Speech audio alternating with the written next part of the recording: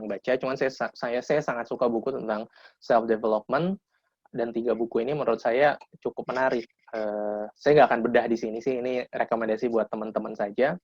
Rational Optimist itu bicara tentang bagaimana hari ini kita semua dibangun atas spesialisasi keilmuan. Setiap orang punya kepakarannya, ada yang kuliah hukum, ada kuliah ekonomi, teknik, kedokteran. Itu yang menjadikan dunia hari ini begitu maju peradabannya gitu ya.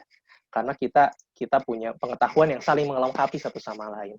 Ada buku yang kedua tentang range, judulnya pentingnya menjadi orang generalis. Jadi hari ini punya ilmu kepakaran satu doang nggak penting gitu. Bukan nggak penting, nggak cukup. Karena dunia begitu cepat berubah, jadi sebaiknya kita mulai berpikir, kita punya kepakaran apa lagi di luar kepakaran utama kita. Misalkan kalau Kang Billy ini, founder Legalken ini kan punya background sipil dan juga hukum gitu. Teman-teman juga bisa mendefine. Nggak harus ijazah formal, tapi bisa juga kepakaran lain. Oh, saya suka desain, tapi saya kuliah di antropologi atau di keguruan. Itu nggak masalah. Itu 2 kepakaran yang teman-teman bangun. Gitu. Dan terakhir, Grit. Grit ini buku yang keren banget. Saya sangat suka bagaimana intinya ketangguhan seseorang ini adalah gabungan 2 hal. Yang pertama adalah passion. Tadi mungkin sudah dibahas banyak tentang passion di diskusi sesi pertama ya. Yang kedua adalah perseverance atau kerja keras. Jadi passion doang nggak cukup, tapi juga harus ada kerja keras, kegigihan. Jadi parameternya adalah kita bukan cuma melakukan sesuatu yang kita sukai, tapi juga kita harus melakukan sesuatu sampai kita enak gitu. Nah, kegigihan tuh kayak gitu. Jadi bukan cuma yang happy-happynya aja saat kita mengerjakan sesuatu, tapi sampai kita muak, sampai kita bosen gitu. Nah, itu tuh ada titik kegigihannya di sana. Tapi kita terus belajar, bekerja untuk itu. Gitu. Nah, itu great. Gitu. Ini buku yang menarik, teman-teman bisa googling nanti. Oke, ini outline kita, prolog, apa yang tantangan dunia ke depan, kenapa manusia bisa bertahan hidup selama 300.000 tahun ini, apa yang berbeda di abad ke-21, kenapa sih belajar menjadi satu hal yang sangat penting hari ini, terus bagaimana caranya kita belajar saat ini ketika teman-teman masih kuliah maupun nanti setelah lulus, apa yang harus kita pelajari, dan sedikit terakhir saya ingin menyinggung tentang privilege. Ini kita kaitkan dengan momentum Sumpah Pemuda. Kita semua punya privilege, kita semua sebagian besar di sini yang saya lihat mahasiswa ya yang punya ijazah itu di Indonesia tenaga kerjanya hanya 12%. Jadi teman-teman itu dapat privilege sebetulnya. Kalangan terdidik perguruan tinggi di Indonesia adalah suatu kemewahan yang tidak bisa didapatkan oleh banyak orang. Jadi apa sih implikasinya? Kita sudah belajar tinggi-tinggi, apa tanggung jawab moral yang harus kita lakukan buat bangsa ini? Oke, kita mulai dari prolog. Jadi COVID ini sangat betul-betul merestart dunia kita, mentransformasi kondisi dunia hari ini. Jadi banyak artikel yang akan kita temukan bahwa resesi ekonomi pasca COVID nanti akan mengubah bagaimana employer atau perusahaan meng-hire para pekerjanya. Jadi ya karena atas nama efisiensi sekarang lagi krisis, akhirnya perusahaan semakin selektif melihat profil-profil para pekerjanya. Kita butuh orang yang bisa baca GPS, bisa Zoom meeting, bisa kerja lewat apa istilahnya project management tools seperti Google Drive, Cloud, Dropbox dan lain sebagainya. Itu hal-hal yang simple gitu ya.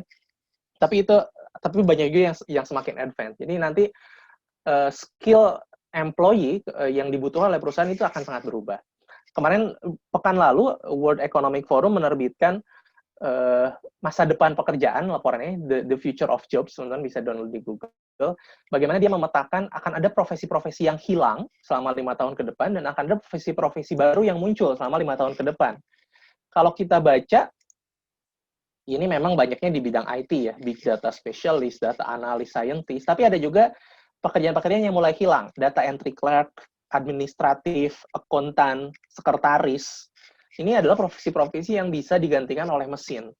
Nanti saya akan lebih banyak cerita bagaimana potret profesi-profesi hari ini yang seperti apa saja sih yang cenderung hilang. Cuman yang ingin saya gambarkan adalah profesi datang dan pergi, zaman 1800-an, petani banyak, tiba-tiba muncul pabrik, orang jadi karyawan pabrik. Tahun 1900-an awal, orang udah masuk ke sektor servis, digital, pabrik ditinggalkan, mulai banyak pekerjaan di bidang jasa, dan hari ini juga pekerjaan itu datang dan pergi. Ada yang hilang, ada yang muncul, dan kita harus siap mewaspadai. Sebenarnya nanti kita mau jadi apa, gitu. Karena ya bisa jadi tadi kita tergantikan oleh mesin, atau bahkan tidak dibutuhkan lagi oleh perusahaan, karena keterampilan kita obsolete, kebutuhan kita ketinggalan zaman. Ya prolog juga bulan Juli lalu World Bank bilang Indonesia hari ini naik kelas. Jadi itu ada parameter pendapatan per kapita gitu ya. Indonesia hari ini naik kelas dari negara berpenghasilan menengah ke bawah menjadi negara berpenghasilan menengah ke atas. Diramalkan kita bisa jadi masuk ke negara berpenghasilan tinggi atau negara maju itu tahun 2045 atau 25 tahun dari sekarang. Itu banyak peramalannya ya, 2023, 2025. Tapi poinnya adalah banyak negara-negara berpenghasilan menengah ke atas yang terjebak di sini-sini aja karena mereka berhenti berinovasi. Mereka tidak mengandalkan sumber daya manusianya, tapi masih mengandalkan sumber daya alam. Jadi tantangan ke depan memang, jika Indonesia pengen naik kelas lagi jadi negara maju, PR-nya adalah di sumber daya manusia. Yang kuncinya tadi itu dengan terus belajar menghadapi tantangan zaman gitu. Karena kalau kita hanya ngandalin buruh murah, sumber daya alam ekstraktif, ya kita akan gitu-gitu aja. Sekarang kita harus mulai mengandalkan modal manusia yang mana itu adalah kita semua. Ini adalah kawan-kawan di masa depan yang jadi modal untuk Indonesia bisa naik kelas lagi. Itu prolognya. Sekarang saya mau sedikit mundur ke belakang. Jadi konon katanya manusia itu, Homo sapiens itu, ya kita mulai dari Nabi Adam yang percaya ya, dimulai dari 300.000 tahun yang lalu. Mereka dimulai dari benua Afrika, mereka bermigrasi dari benua Afrika ke semenanjung Arab, ada yang menyebar ke Eropa, ada yang menyebar ke Asia.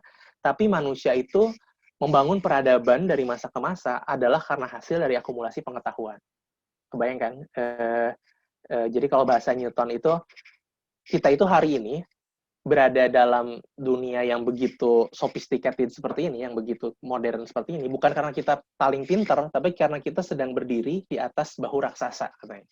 Ya kenapa ada smartphone, kenapa ada PPT, ada Zoom, ini kan karena pengetahuan-pengetahuan yang terbangun dari masa lalu gitu. Jadi yang ingin saya ingatkan kepada teman-teman, pengetahuan inilah yang membuat manusia menjadi manusia hari ini, yang membuat manusia bisa bertahan hidup hingga hari ini. Karena ada pengetahuan yang terus ditumpuk. Jadi artinya kapasitas kita untuk belajar, untuk membangun pengetahuan itu adalah satu-satunya cara untuk bisa memperpanjang masa hidup umat manusia gitu. Lebaynya kayak gitulah. Nah, tapi yang menarik nih teman-teman, kenapa belajar hari ini menjadi lebih relevan dibandingkan masa lalu? Karena ya tadi dunia berubahnya begitu cepat. Kalau zaman dulu kebayang ya, di masa perang, zaman Game of Thrones, zamannya Robin Hood gitu ya. Dari tahun 0 Masehi sampai tahun 1800, ya dunia tuh gitu-gitu aja. Kekayaan semua manusia itu segitu-segitu aja. Tapi sejak tahun 1800, saya mundur sedikit, ini grafik kekayaan manusia gitu ya. Ini signifikan banget hari ini. Maksudnya modernisasi terjadi 200 tahun terakhir, terutama 50 tahun terakhir. Zaman dulu nggak kebayang gitu orang bisa virtual dari London ke Indonesia gitu ya. Nggak ada gitu. Tapi hari ini dunia begitu cepat gitu. Siapa yang tahu 20 tahun lagi kita udah punya mesin waktu, misalkan lebay ya, mesin waktu nggak akan. Kita udah punya perangkat 3 dimensi kayak Iron Man dan Jarvis gitu ya. Kita udah nggak pakai smartphone lagi, tapi semuanya itu udah pakai touchscreen 3 dimensi gitu. Jadi dunia begitu cepat, ini menarik dan artinya pemutakhiran keterampilan itu mengupgrade diri menjadi semakin relevan gitu. Karena kalau kita cuma punya keilmuan itu aja, kita akan tergilas zaman. Ya baru-baru ini seperti saya bilang, si World Economic Forum melansir di jobs laporannya tadi, apa aja sih sebetulnya keterampilan yang paling dibutuhkan oleh manusia saat ini. Dibandingkan, coba lihat, yang sebelah kanan ini adalah keterampilan yang dibutuhkan 2020 atau 2015. Jadi setiap 5 tahun diupdate oleh World Economic Forum ini gitu. Dia nge-survey ke perusahaan-perusahaan, nanya, keterampilan apa sih yang paling penting untuk para pekerja, untuk orang-orang yang mau bekerja di dunia formal gitu. Nah ini saya ingin fokus di nomor 2 ya, active learning and learning strategies gitu. Ini dulu nggak ada, 5 tahun lalu ini nggak ada. Tapi sekarang ada. Jadi katanya banyak perusahaan bilang bahwa yang mereka butuhkan untuk karyawannya di masa depan gitu adalah orang yang terus aktif belajar dan punya strategi untuk belajar. Jadi menurut saya, kalau yang lain tentu penting ya, analytical thinking, complex problem solving, critical thinking, tapi tidak akan kita bahas hari ini. Cuman poinnya pertama, active learning hari ini menjadi indikator yang penting dimiliki oleh orang yang berkarir di dunia profesional, apapun karirnya. Yang kedua, keterampilan-keterampilan ini kan akan terus berubah setiap 5 tahun gitu ya. Ketika disurvei ke perusahaan, keterampilan ini berubah. Dulu kompleks problem solving nomor 1, sekarang nomor 3. Jadi artinya keterampilan-keterampilan ini harus terus dimiliki, diasah oleh kita sebagai orang yang akan menghadapi masa depan nantinya gitu. Kebayang nanti 2030 ada lagi profil yang diinginkan, kita juga harus mengejar itu, beradaptasi untuk mengejar profil-profil itu. Di mana ini semua tidak cukup diajarkan oleh dosen di kelas gitu. Karena keterampilan-keterampilan saya ini kita sendiri yang menumbuhkan. Oke lah, pembelajaran di kelas mungkin bisa menstimulus itu, tapi pada akhirnya yang bertanggung jawab untuk mengupgrade keterampilan adalah diri kita sendiri sebagai individu yang nantinya akan menghadapi masa depannya sendiri. Bukan tanggung jawab dari universitas, sekolah, ataupun orang tua kita, tapi diri kita sendiri. Jadi, betapa pentingnya kita terus memutakhirkan keterampilan kita, termasuk bahwa active learning ini adalah keterampilan yang sangat diinginkan oleh perusahaan di masa depan. Nah, jadi di sanalah bahwa yang namanya belajar, beradaptasi, terus memperbaiki diri menjadi semakin relevan di masa depan. Oke, kita lanjut ya.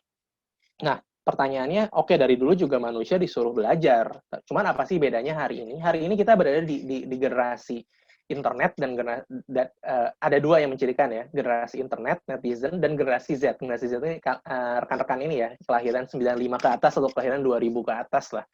Kalau teorinya sih kelahiran 95 ke atas. Saya kelahiran 90, Kang Billy juga 91, jadi kita masih generasi Y. Tapi rekan-rekan ini kebanyakan kan udah jadi generasi Z, post-millennials.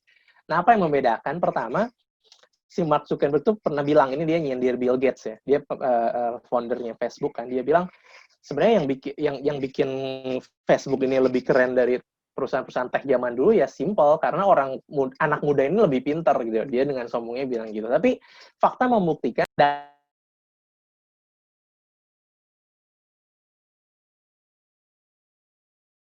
Mohon maaf Kang, ke mute. Oh, sorry. Ini saya masih lancar. Oke. Masih kedengar ya? Sudah kedengaran Kang? Oke. Lama tadi saya ke-mute, enggak kan? Enggak Kang, sebentar. Oke. Jadi apa yang membedakan abad 21 ini? Karena satu tadi, kita ada di generasi internet, dan yang kedua, rekan-rekan ini adalah generasi Z, post-millennials, yang karakternya berbeda. Salah satu perbedaannya adalah generasi Z ini lebih pintar, karena mereka bisa mengakses informasi dengan cepat. Bayangkan zaman saya dulu belum ada Google, belum ada internet, zaman SMA atau kuliah baru awal-awal gitu ya. Kita bingung kalau pengen tahu cari definisi tentang apa misalnya seed funding di startup gitu. Itu akhirnya saya nyari di internet. Saya nyari dari perpustakaan atau diskusi sama orang. Tapi teman-teman bisa mencari apapun di internet gitu. Sehingga memang generasi Z ini lebih pintar karena mereka lebih punya banyak akses kepada ilmu pengetahuan. Hanya saja masalahnya, nah ini yang harus kita ingat, internet ini kan segala hal ada di internet. Jadi ada buku yang saya baca judulnya The Death of Expertise. Dia bilang di bab 3-nya dia membahas Google ini bikin kita bodoh sekarang katanya. Unlimited information, informasi yang tidak terbatas, membuat kita justru semakin bodoh. Karena kita akhirnya sulit memverifikasi mana yang benar, mana yang hoax.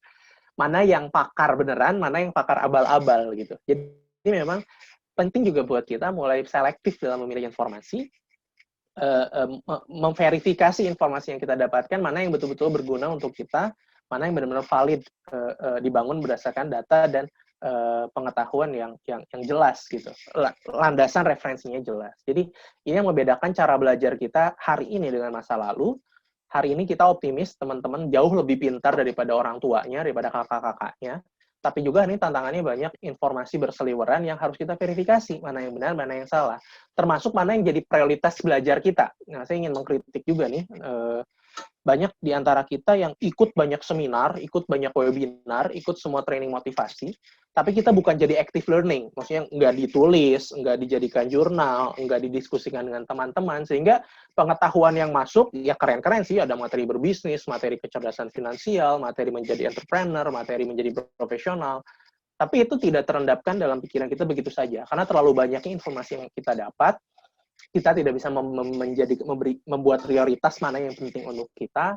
Kita juga tidak bisa menjadi pembelajar yang aktif, hanya pasif doang gitu ya. Karena pasif itu ya mendengarkan saja tanpa mempraktekkan, tanpa menuliskan, tanpa mendiskusikan dengan orang gitu.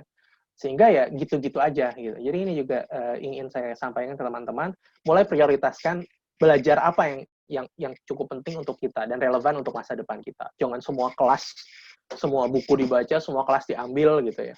Ada fasenya kita mulai berprioritas. Saya mungkin sekitar 7 menit lagi ya, Kang Willy. Nanti ingetin aja kalau waktu saya habis. Yep. Yang kedua, apa yang membedakan abad ke-21 dengan hari ini? Pertama tadi internet dan generasi Z ini yang berbeda. Yang kedua adalah tentang teknologi, dan teknologi ini yang penting. Jadi gini teman-teman, ini riset saya waktu S2 dulu. Jadi saya melihat apa sih yang menyebabkan dunia ini sekarang makin timpang. Kenapa makin banyak orang kaya dan orang miskin, tapi orang yang di tengah ini hilang. Di Indonesia mungkin belum, tapi di Barat itu kelas menengah ini mulai hilang. Kenapa? Salah satu jawabannya adalah karena adanya otomatisasi pekerjaan ini. Karena adanya teknologi ini. Yang tadi saya bahas bahwa ternyata banyak pekerjaan-pekerjaan di tengah ini yang tergantikan. Pekerjaan yang di tengah ini cirinya adalah pekerjaan repetitif, yang mudah dikodifikasi oleh mesin, yang tapi dia udah mulai upah manusianya itu tinggi gitu. Kebayangkan bagaimana driver ojol gitu misalnya. Itu kan low class yang tidak akan digantikan mesin. Bagaimanapun saya optimis nggak akan ada nanti, maksudnya tidak akan berlangsung secara masif mobil yang menyetir sendiri gitu. Karena membayar driver ojol itu murah gitu. Tapi pekerjaan di tengah-tengah ini, sekretaris, teller bank, akuntan, terus ya karyawan administratif, ini cenderung mudah digantikan karena pekerjaannya gajinya udah lumayan tinggi, tapi sebenarnya mesin sangat mudah meniru pekerjaan ini. Nah, jadi orang-orang yang dari tengah ini cukup rentan gitu. Kalau teman-teman yang di bawah gitu ya, mungkin lebih aman, yang teman-teman yang lulusan SD, SMP, yang belum sempat kuliah. Kalau untuk pekerjaan low class itu akan selalu ada. Pekerjaan tingkat tinggi itu ada, tapi yang di tengah-tengah ini yang berbahaya. Yang di tengah-tengah ini apa? Ya salah satunya lulusan SMA atau SMK, tapi tidak menutup kemungkinan pekerjaan-pekerjaan yang dibutuhkan fresh graduated, tapi yang itu sangat rutin, mudah dikodifikasi sama mesin. Jadi artinya kalau kita jadi orang yang mediocre, yang gitu-gitu aja, yang tidak memperbaiki diri, kita harus khawatir bahwa kita menjadi bagian kelas menengah yang hilang ini.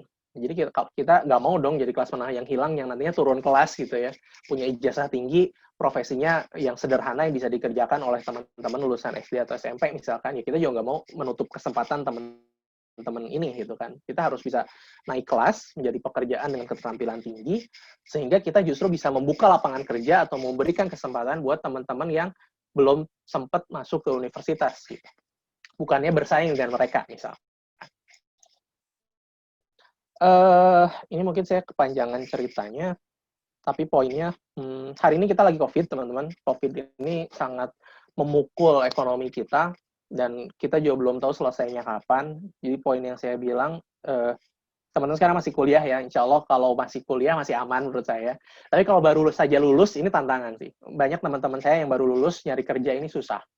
Kalau teman-teman punya kesempatan lebih, orang tuanya masih mau memberikan dana, ada beasiswa yang diakses, menurut saya S2 itu salah satu pilihan yang bisa dilakukan di era COVID ini. Membangun kapasitas diri ketika ngelamar kerja susah, ini adalah salah satu opsi yang baik gitu. Ya daripada diem di rumah gitu kan. Ya tapi opsi lainnya nggak harus kuliah formal sebetulnya. Kita bisa belajar dari mana saja, baca buku, mulai kuliah online gitu ya. Ada Coursera, ada edX, dan lain sebagainya. Ini saat yang tepat sebetulnya. Di era pandemi, saat krisis seperti ini, kalau teman-teman masih punya privilege, maksudnya nggak harus mencari uang gitu ya, belum perlu mencari nafkah, teman-teman meningkatkan kapasitas diri, ini momentum yang pas di era-era krisis kayak gini. Nah, ini masuk ke pertanyaan tadi. Kalau gitu, Kang, belajarnya apa? Saya tahu belajar ini penting, saya tahu memperbaharui pengetahuan ini penting, nggak cukup cuman kuliah di dalam kelas. Jadi saya tuh harusnya mempelajari apa gitu? Spesialis atau generalis? Kalau saya dulunya jurusan matematik, nanti saya mempelajarinya sesuatu yang berhubungan dengan matematika, atau saya mulai generalis, saya mau belajar manajemen juga, saya mau belajar desain fotografi juga. Gitu. Jawaban saya terserah sebetulnya. Jadi saya punya tulisan, teman-teman bisa googling di The Conversation, buat tantangan ke depan, kita harus bisa menyeimbangkan generalisasi dan spesialisasi. Di satu sisi, kita harus meningkatkan kepakaran kita terus, buat teman-teman yang S1-nya kuliahnya tadi engineer atau keguruan, ya perdalam spesialisasi di sana, tapi juga mulai mencari generalisasi, mulai mencari bidang-bidang lain yang jadi alternatif keilmuan kita. Gitu. Nggak bisa kita hanya mengandalkan satu. Cuman mulai dari mana? Mulai dari mananya ini yang benar-benar challenging. Menurut saya, kita harus selalu memulai belajar hal-hal yang baru dari sesuatu yang kita miliki. Jadi fokus on your strength. Strength itu kekuatan gitu ya. Jadi kalau teman-teman basicnya fisika atau matematik, belajar coding insya Allah mudah gitu. Bukan mudah, bisa gitu ya. Tapi kalau background teman-teman adalah misalkan sastra Inggris, sastra Jawa gitu ya, pengen belajar coding, itu memang agak susah. Mungkin teman-teman bisa mulai dari belajar komunikasi, belajar manajemen, belajar social mapping, itu lebih relevan karena teman-teman berinteraksi dengan manusia gitu. Jadi apa hal yang harus teman-teman pelajari adalah hal yang sebenarnya jadi kekuatan kita. Jadi kita mulai melihat kekuatan kita apa, kita mulai mencari bidang-bidang lain yang awalnya tidak relevan dengan kita, tapi masih ada kaitannya. Nah, ini harus kita mulai pikirkan. Nggak cukup cuman belajar kuliah di kelas doang. Gitu. Terakhir, saya minta 2 menit lagi mungkin, Kang Billy. Ya, saya mau cerita. Gimana? Udah habis waktunya? Silakan Kang, dilanjut saja. Siap. Terakhir saya mau bicara tentang privilege ya. Saya banyak diskusi hari ini tentang privilege bahwa kadang-kadang saya ditanya, Kang, gimana bisa kuliah di luar negeri, gimana bisa dapat beasiswa, gimana bisa sama-sama bareng istri S2 dan S3. Ya memang ada usaha, ada ikhtiar yang kita usahakan, ada kerja keras di sana gitu ya. Tapi juga sebenarnya kita harus mengakui ada yang namanya privilege. Privilege ini adalah apa yang dibangun, apa yang membangun diri kita ini bukan hanya diri kita sendiri, tapi faktor keluarga kita, dorongan orang sekitar kita harus akui gitu. Dan privilege ini jadi masalah di Indonesia. Orang miskin tetap miskin karena dari dulu mereka tidak. Jadi Semeru bikin riset, orang miskin dari dulu miskin-miskin aja. Kita mungkin mengenal ada orang yang mulai dari nol, bapak ibunya belum pernah kuliah, dia berjualan, akhirnya bisa kuliah, terus bisa menaikkan derajat orang tuanya. Mimpi-mimpi itu yang kita inginkan, gitu ya. Mimpi heroik seperti itu. Tapi statistically speaking, sebenarnya lebih banyak orang-orang yang dari dulu seperti itu, dan orang-orang yang, misalnya kalau saya ditanya, ya bapak ibu saya ini pengajar gitu, jadi kenapa saya pengen jadi dosen, kenapa saya ingin mencapai kuliah tinggi, karena ada privilege bahwa orang tua saya mendidik saya seperti ini. Nah itu yang harus kita sadari, bahwa itu ada gitu. Teman-teman mungkin mulai bisa berpikir, privilege apa yang teman-teman miliki, orang tua teman-teman seperti apa, ya maksudnya jangan bandingkan dengan orang gitu ya, ada orang tua ada yang lahir dari latar keluarga mapan, secara ekonomi mampu, tinggal di kota, nah manfaatkanlah privilege itu. Tapi ada juga yang memulai dari nol. Menurut saya itu tidak ada yang salah. Justru teman-teman lah yang mendobrak kondisi ekonomi, bisa naik kelas, bisa lebih baik dari orang tua. Jadi parameternya adalah bagaimana teman-teman bisa selalu lebih baik dari orang tua.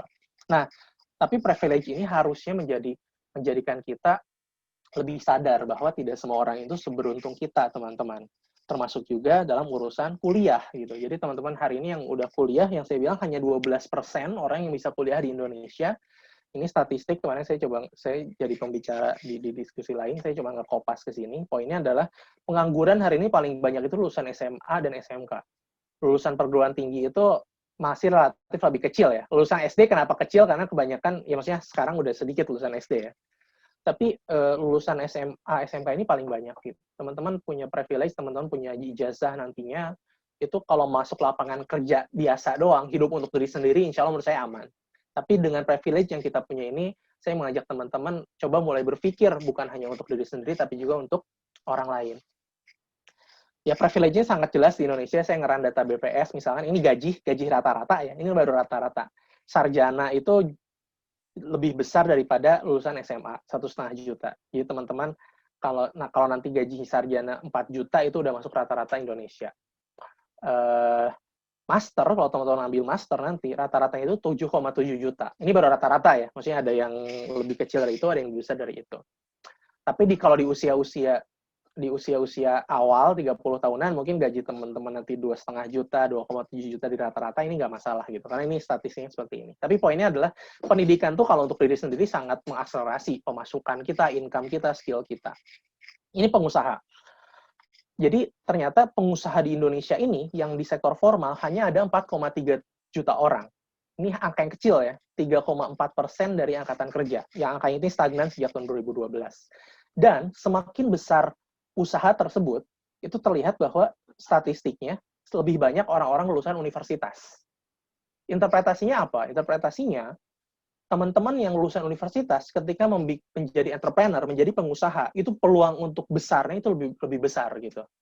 Jadi ya mohon maaf teman-teman yang lulusan SMP, SMA mungkin ketika berbisnis itu juga niatnya karena tidak bisa bekerja gitu, gak ada opsi lain, ya udah saya jualan cilok, jualan gorengan. Tapi kalau teman-teman lulusan kampus ini jadi entrepreneur, insya Allah saya optimis ke depannya membuka lapangan pekerjaan ini jadi peran teman-teman pengusaha lulusan universitas. Karena statistically speaking, perusahaan besar ini yang karyawan lebih dari 100 orang, 58%-nya adalah foundernya adalah lulusan universitas.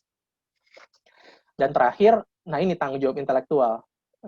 Yang kiri ini teman-teman tahu siapa? Boleh ada yang nyalain mute-nya. Yang kanan siapa?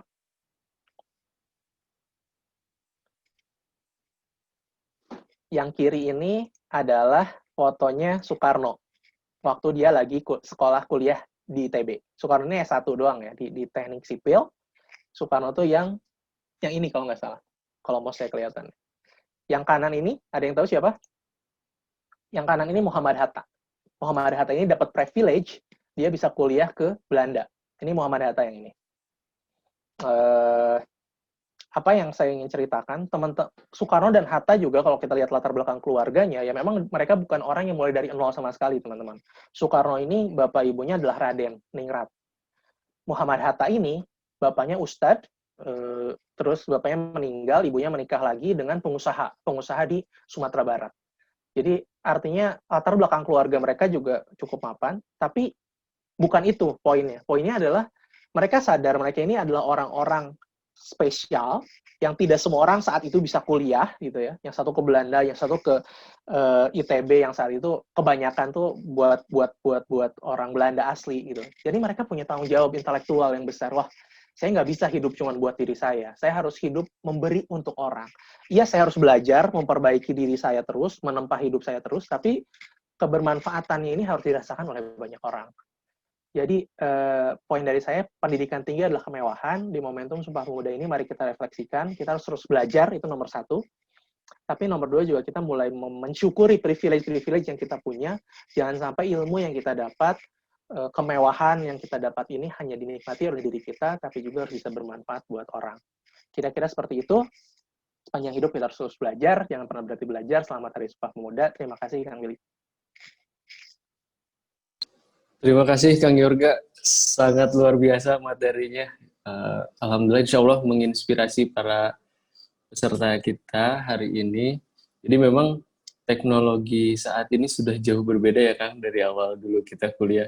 Dulu mana mungkin nih Akang misalnya di London, audiensnya ada di Indonesia bisa ikutan. Dan ini juga audiensnya ada yang dari Aceh, ada yang dari Makassar, Pontianak tadi. Bisa dalam satu forum yang sama. Dan Alhamdulillah materi-materinya juga keren dan insya Allah akan menjadi pertimbangan kira-kira skill apa dan apa yang harus dipelajari saat misalnya nanti adik-adik mahasiswa ini lulus. Terima kasih Kang. Sebelum ke sesi pertanyaan, kita lanjut ke narasumber yang kedua, Ibu Putri Komarudin. Apakah sudah terhubung? Ya, hadir. Belum ibu-ibu sih, jadi bisa dibilang Mbak, Kak, Sis, apapun selain ibu. Oke. Jadi merasa tua kalau dipanggil ibu teh ya? Iya, jadi sedih. Belum punya anak bahkan. Siap.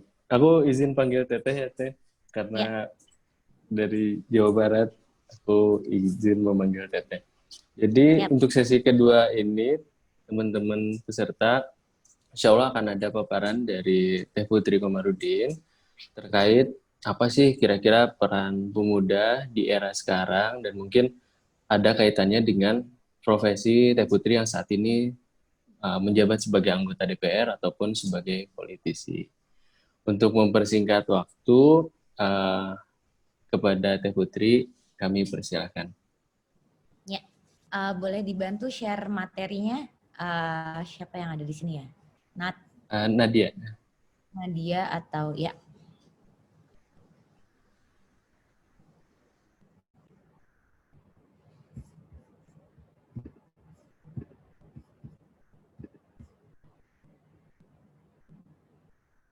Belum masuk ya? Iya. Oke. Bismillahirrahmanirrahim. Assalamualaikum warahmatullahi wabarakatuh. Salam sejahtera bagi kita semua. Om Swastiastu, Namo Buddhaya, salam kebajikan. Selamat sore Kang Willy, selaku founder dari Legalken. dan juga Mas Yorga yang tadi paparannya sangat menarik. Saya ngikutin dari awal, itu sebenarnya teori dari apa yang nanti akan saya jelaskan berdasarkan pengalaman sebagai anggota DPR RI. Cuman ada yang menarik tadi, Mas Yorga berkali-kali bilang kita harus terus belajar, dan kebetulan memang sebagai seorang anggota DPR saya punya hashtag Putri Masih Belajar. Kenapa? Karena sebagai seorang anak muda di parlemen tidak mungkin saya punya pengetahuan yang sama seperti senior-senior yang sudah di sana 30 tahun, 25 tahun. Dan sebagai seseorang yang masih berumur 27 tahun juga pasti secara keilmuan jauhlah kalah sama Mas Yorga yang sudah S2 dan S3. Saya bahkan S1 aja baru selesai beberapa tahun yang lalu. Jadi memang banyak sekali hal-hal baru yang terus saya pelajari, dan setuju sekali tadi sama Mas Yorga bahwa ketika kita belajarnya secara produktif, ikut webinar seperti ini, diambil, didiskusikan kembali, dan bukan hanya memperbanyak kuantitinya tapi juga tentu kualitasnya.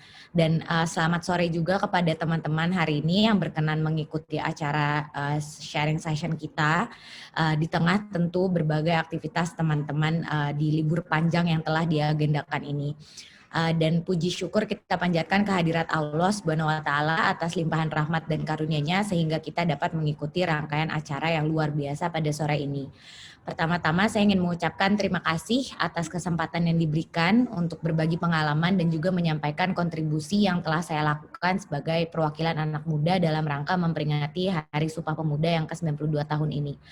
Dan sebagai seseorang yang besar dari keluarga politisi, tentu saya sangat beruntung diberikan kesempatan sedari kecil untuk dapat mengikuti pengalaman rutinitas dari seorang anggota legislatif. Dan sejak saya kecil dulu itu saya selalu diajak beliau untuk mengikuti kegiatan-kegiatannya ketika mengunjungi daerah pemilihan beliau di Kabupaten Karawang, Bekasi, dan juga Kabupaten Purwakarta yang memang adalah kampung halaman kami, di mana keluarga kami tinggal.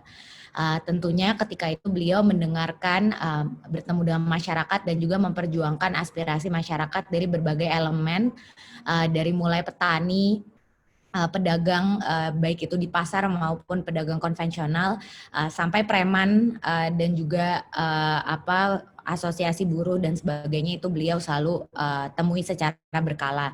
Jadi berangkat dari keterlibatan ini akhirnya saya mempunyai rasa kepekaan yang akhirnya timbul sejak melihat berbagai permasalahan yang dialami oleh masyarakat, dan akhirnya menjadi suatu daya dorong untuk saya mengembangkan diri ketika tumbuh besar gitu. Makanya pengalaman berharga inilah akhirnya yang mendorong saya untuk turut memperjuangkan aspirasi masyarakat, tentu dengan disertai warna tersendiri dalam perpolitikan tanah air, dan tentu juga melalui keterlibatan pemuda Indonesia. Dan apalagi saat ini representasi kaum milenial masih belum banyak. Kita tahu di DPR itu baru 16% yang usianya di bawah 40 tahun, dan ada satu fraksi dari 9 fraksi yang tidak ada anggota DPR RI yang di bawah 40 tahunnya, sehingga masih banyak, ini sebuah work in progress, dan banyak sekali hal-hal yang harus kita perbaiki sebagai anak muda juga supaya kita bisa terwakilkan lebih banyak baik itu di tingkat legislatif maupun eksekutif.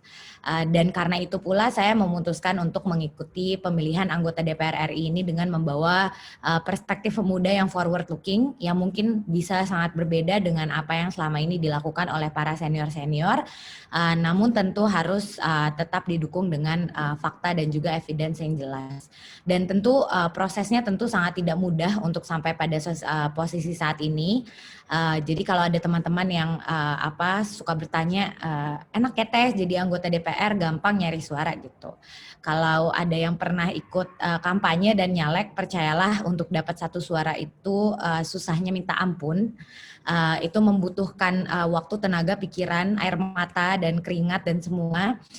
Karena di 3 kabupaten ini, walaupun jaraknya tidak terlalu jauh, tidak seperti misalnya teman-teman kita di Kalimantan yang sampai ada beda-beda pulau kecil gitu, sangat padat penduduk, tapi ada juga daerah-daerah yang infrastrukturnya belum terbangun sehingga akses untuk masuk ke sana itu juga tidak mudah untuk kita. Dan ketika tahun lalu itu kita berkampanye 8 bulan, kalau nggak salah itu kampanye terpanjang sepanjang pemilu langsung kita, dan selama 8 bulan itu saya berhasil berkunjung ke semua desa yang ada di 3 kabupaten tersebut, membangun komunikasi, dan alhamdulillah waktu itu belum masa COVID, jadi tentu saya juga sangat prihatin terhadap teman-teman yang ikut pilkada tahun ini karena mereka harus memakai kampanye dengan sifat yang sangat-sangat berbeda dengan apa yang menjadi kebiasaan kita kali ini. Karena kan biasanya kita bertemu langsung seperti yang ada foto-foto di screen ini, kita menyerap keluh kesah masyarakat, terus sampai ke pelosok itu biasanya kita suka nginep juga di rumah warga dan merasakan sendiri kesulitan mereka ketika tinggal di daerah tersebut. Dan memang alhamdulillah karena kita selain masih muda dan terkadang juga sampai dianggap anak oleh warga-warga, mereka sangat welcome dan memberikan penerimaan yang sangat baik, dan juga kepercayaan inilah yang akhirnya makin mengukuhkan niat saya untuk meneruskan perjuangan selama berkampanye sampai dengan hari ini walaupun sangat melelahkan. Dan memang alhamdulillah berkat kerja keras dan perjuangan bersama tim Golongan Putri, jadi sejak kampanye itu kita punya hashtag juga namanya Golongan Putri. Kenapa? Karena banyak sekali di pemilu lalu yang menyebutkan bahwa mereka ingin golput. Jadi supaya gampang diingat, biar mereka nggak golput atau tidak mencoblos, akhirnya kita membuat jargon itu. Dan alhamdulillah pada 1 Oktober 2019 lalu saya dilantik menjadi anggota DPR RI periode 2019 sampai 2024 dengan membawa amanah dari 70.164 konstituen, dan 70.000 suara itu bila dibandingkan dengan anggota DPR RI yang lain yang dari daerah pemilihan yang sama, itu tentu suara yang kecil karena kebanyakan di situ ada yang dapat 100.000 suara, 200.000 suara. Tapi bukan suaranya yang penting, namun tentu jumlah itu adalah jumlah yang harus saya pertanggungjawabkan nanti di akhirat ketika ketika dipanggil oleh Yang Maha Kuasa. Dan maka dari itu apa yang sudah diberikan kepada saya, kepercayaannya, amanahnya dilakukan dengan sebaik-baiknya. Dan memang ketika kita menjadi anggota DPR RI itu paling baik apabila kita bertugas di komisi yang memang menjadi menjadi kapasitas kita dan menjadi keilmuan kita. Dan pada saat itu karena latar belakang pendidikan di bidang ekonomi dan juga pekerjaan dulu sebagai pengawas bank asing di Otoritas Jasa Keuangan. Jadi saya menyampaikan aspirasi kepada fraksi Golkar yang menempatkan yang melakukan penempatan kepada anggota-anggota untuk bertugas di Komisi 11, dan alhamdulillah mendapat kepercayaan tersebut. Jadi mungkin kalau teman-teman ada yang belum tahu, Komisi 11 itu tugasnya untuk mengawasi dunia perbankan, keuangan. Jadi kalau ada yang penasaran soal kasus asuransi Jiwasraya, Bumi Putra, dan asuransi lain yang sekarang sedang membuat masyarakat resah, itu salah satu hal yang menjadi fokus kita. Dan yang terakhir perencanaan pembangunan. Dan sejalan juga dengan aspirasi di Dapil dan serta pengalaman saya selama berkarir di OJK tentunya komisi tersebut. Dan diantaranya banyak sekali isu-isu yang telah kami perjuangkan dan sejak masa kampanye juga menjadi fokus kita, seperti kasus Bank Emok ilegal. Mungkin di Bandung atau Jawa Barat pada umumnya Bank Emok ini sangat populer. Mungkin di London nggak ada, Mas Yorga, tapi Bank Emok ini sangat real karena banyak sekali yang beroperasi dan akhirnya membuat keluarga hancur, membuat kedamaian, kerukunan di sebuah desa itu hancur karena proses pinjaman rentenir ini yang tentunya sangat meresahkan.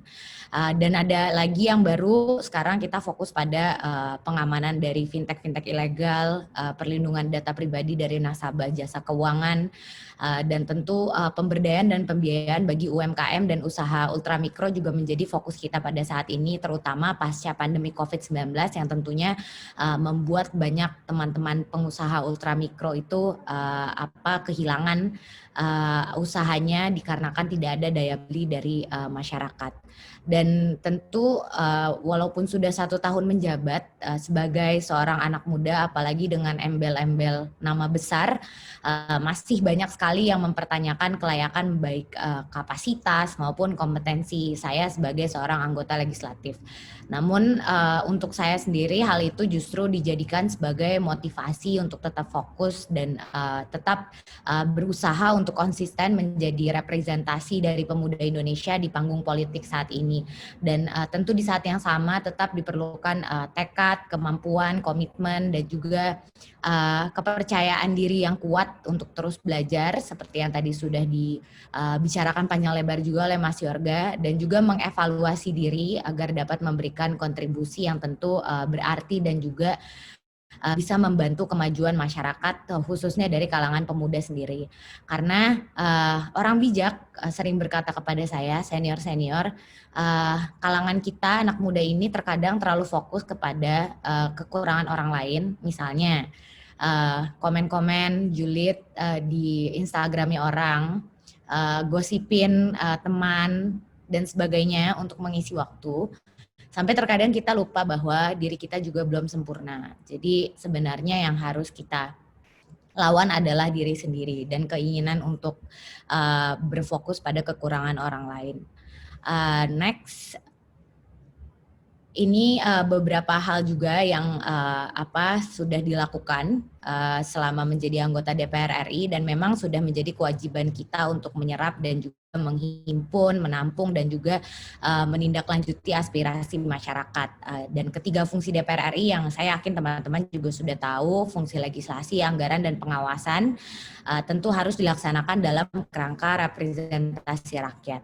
Dan maka dari itu selain bertugas di Senayan dalam setiap rapat dengan pemerintah atau lembaga terkait, anggota DPR seperti saya juga wajib turun langsung ke lapangan untuk bertemu dengan masyarakat dalam kegiatan kunjungan kerja ke daerah pemilihan ataupun ke daerah-daerah lain, dan baik itu selama maupun di luar masa reses. Dan aspirasi tersebut kemudian akhirnya diolah dan juga didukung tentu dengan tim supporting tim kita yang ada di DPR RI dengan riset dan data yang akhirnya dituangkan menjadi bahan atau pandangan, rekomendasi dan evaluasi serta kritik terhadap kebijakan pemerintah yang akhirnya kita sampaikan pada setiap rapat dengar pendapat ataupun rapat kerja dengan mitra-mitra Komisi 11. Mungkin kalau teman-teman belum familiar, mitra Komisi 11 itu salah satunya adalah Menteri Keuangan, yang saya yakin di sini pasti banyak sekali yang ngefans sama Bu Sri Mulyani. Terus ada Bank Indonesia, Otoritas Jasa Keuangan, Lembaga Penjamin Simpanan, Badan Pemeriksa Keuangan, terus ada Badan Pusat Statistik, ada Kementerian PPN atau Bappenas, dan masih banyak mitra-mitra lainnya yang mungkin teman-teman bahkan belum pernah mendengar gitu. Dan selama 1 tahun ini bertugas sebagai anggota Komisi 11, saya berusaha untuk terus menyuarakan aspirasi dan juga mengawasi kinerja pemerintah beserta otoritas terkait secara konsisten. Konsisten itu apa?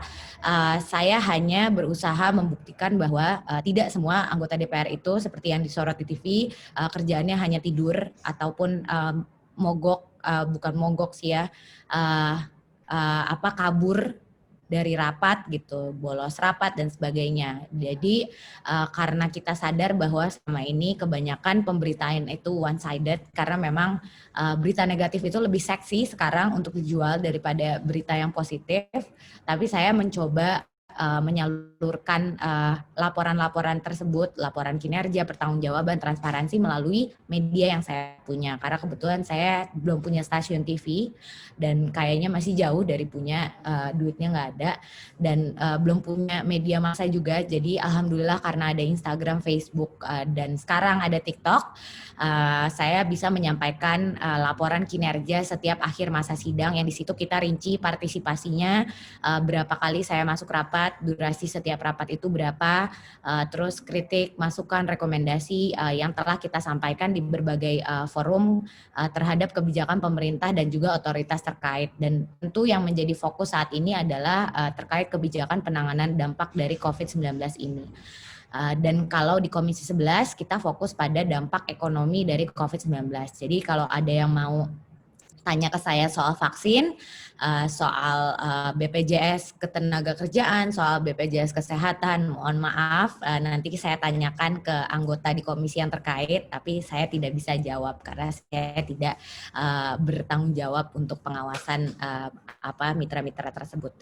Dan ini adalah beberapa contoh bahwa sebagai anggota DPR kita juga harus terus tanggap isu terkini. Contohnya ketika di daerah pemilihan saya yang memang selalu dilewati oleh banjir setiap tahunnya.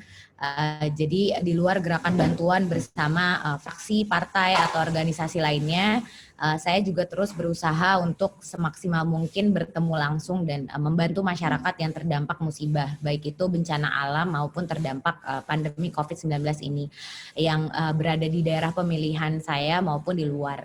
Dan tentu kedepannya ini akan terus menjadi komitmen bagi kita semua, harapannya mungkin satu institusi DPR RI ini untuk terus membantu masyarakat yang terdampak. Dan tentu harapannya dukungan ini nanti dapat membantu daya tahan masyarakat selama masa krisis dan juga akhirnya mempercepat pemulihan perekonomian.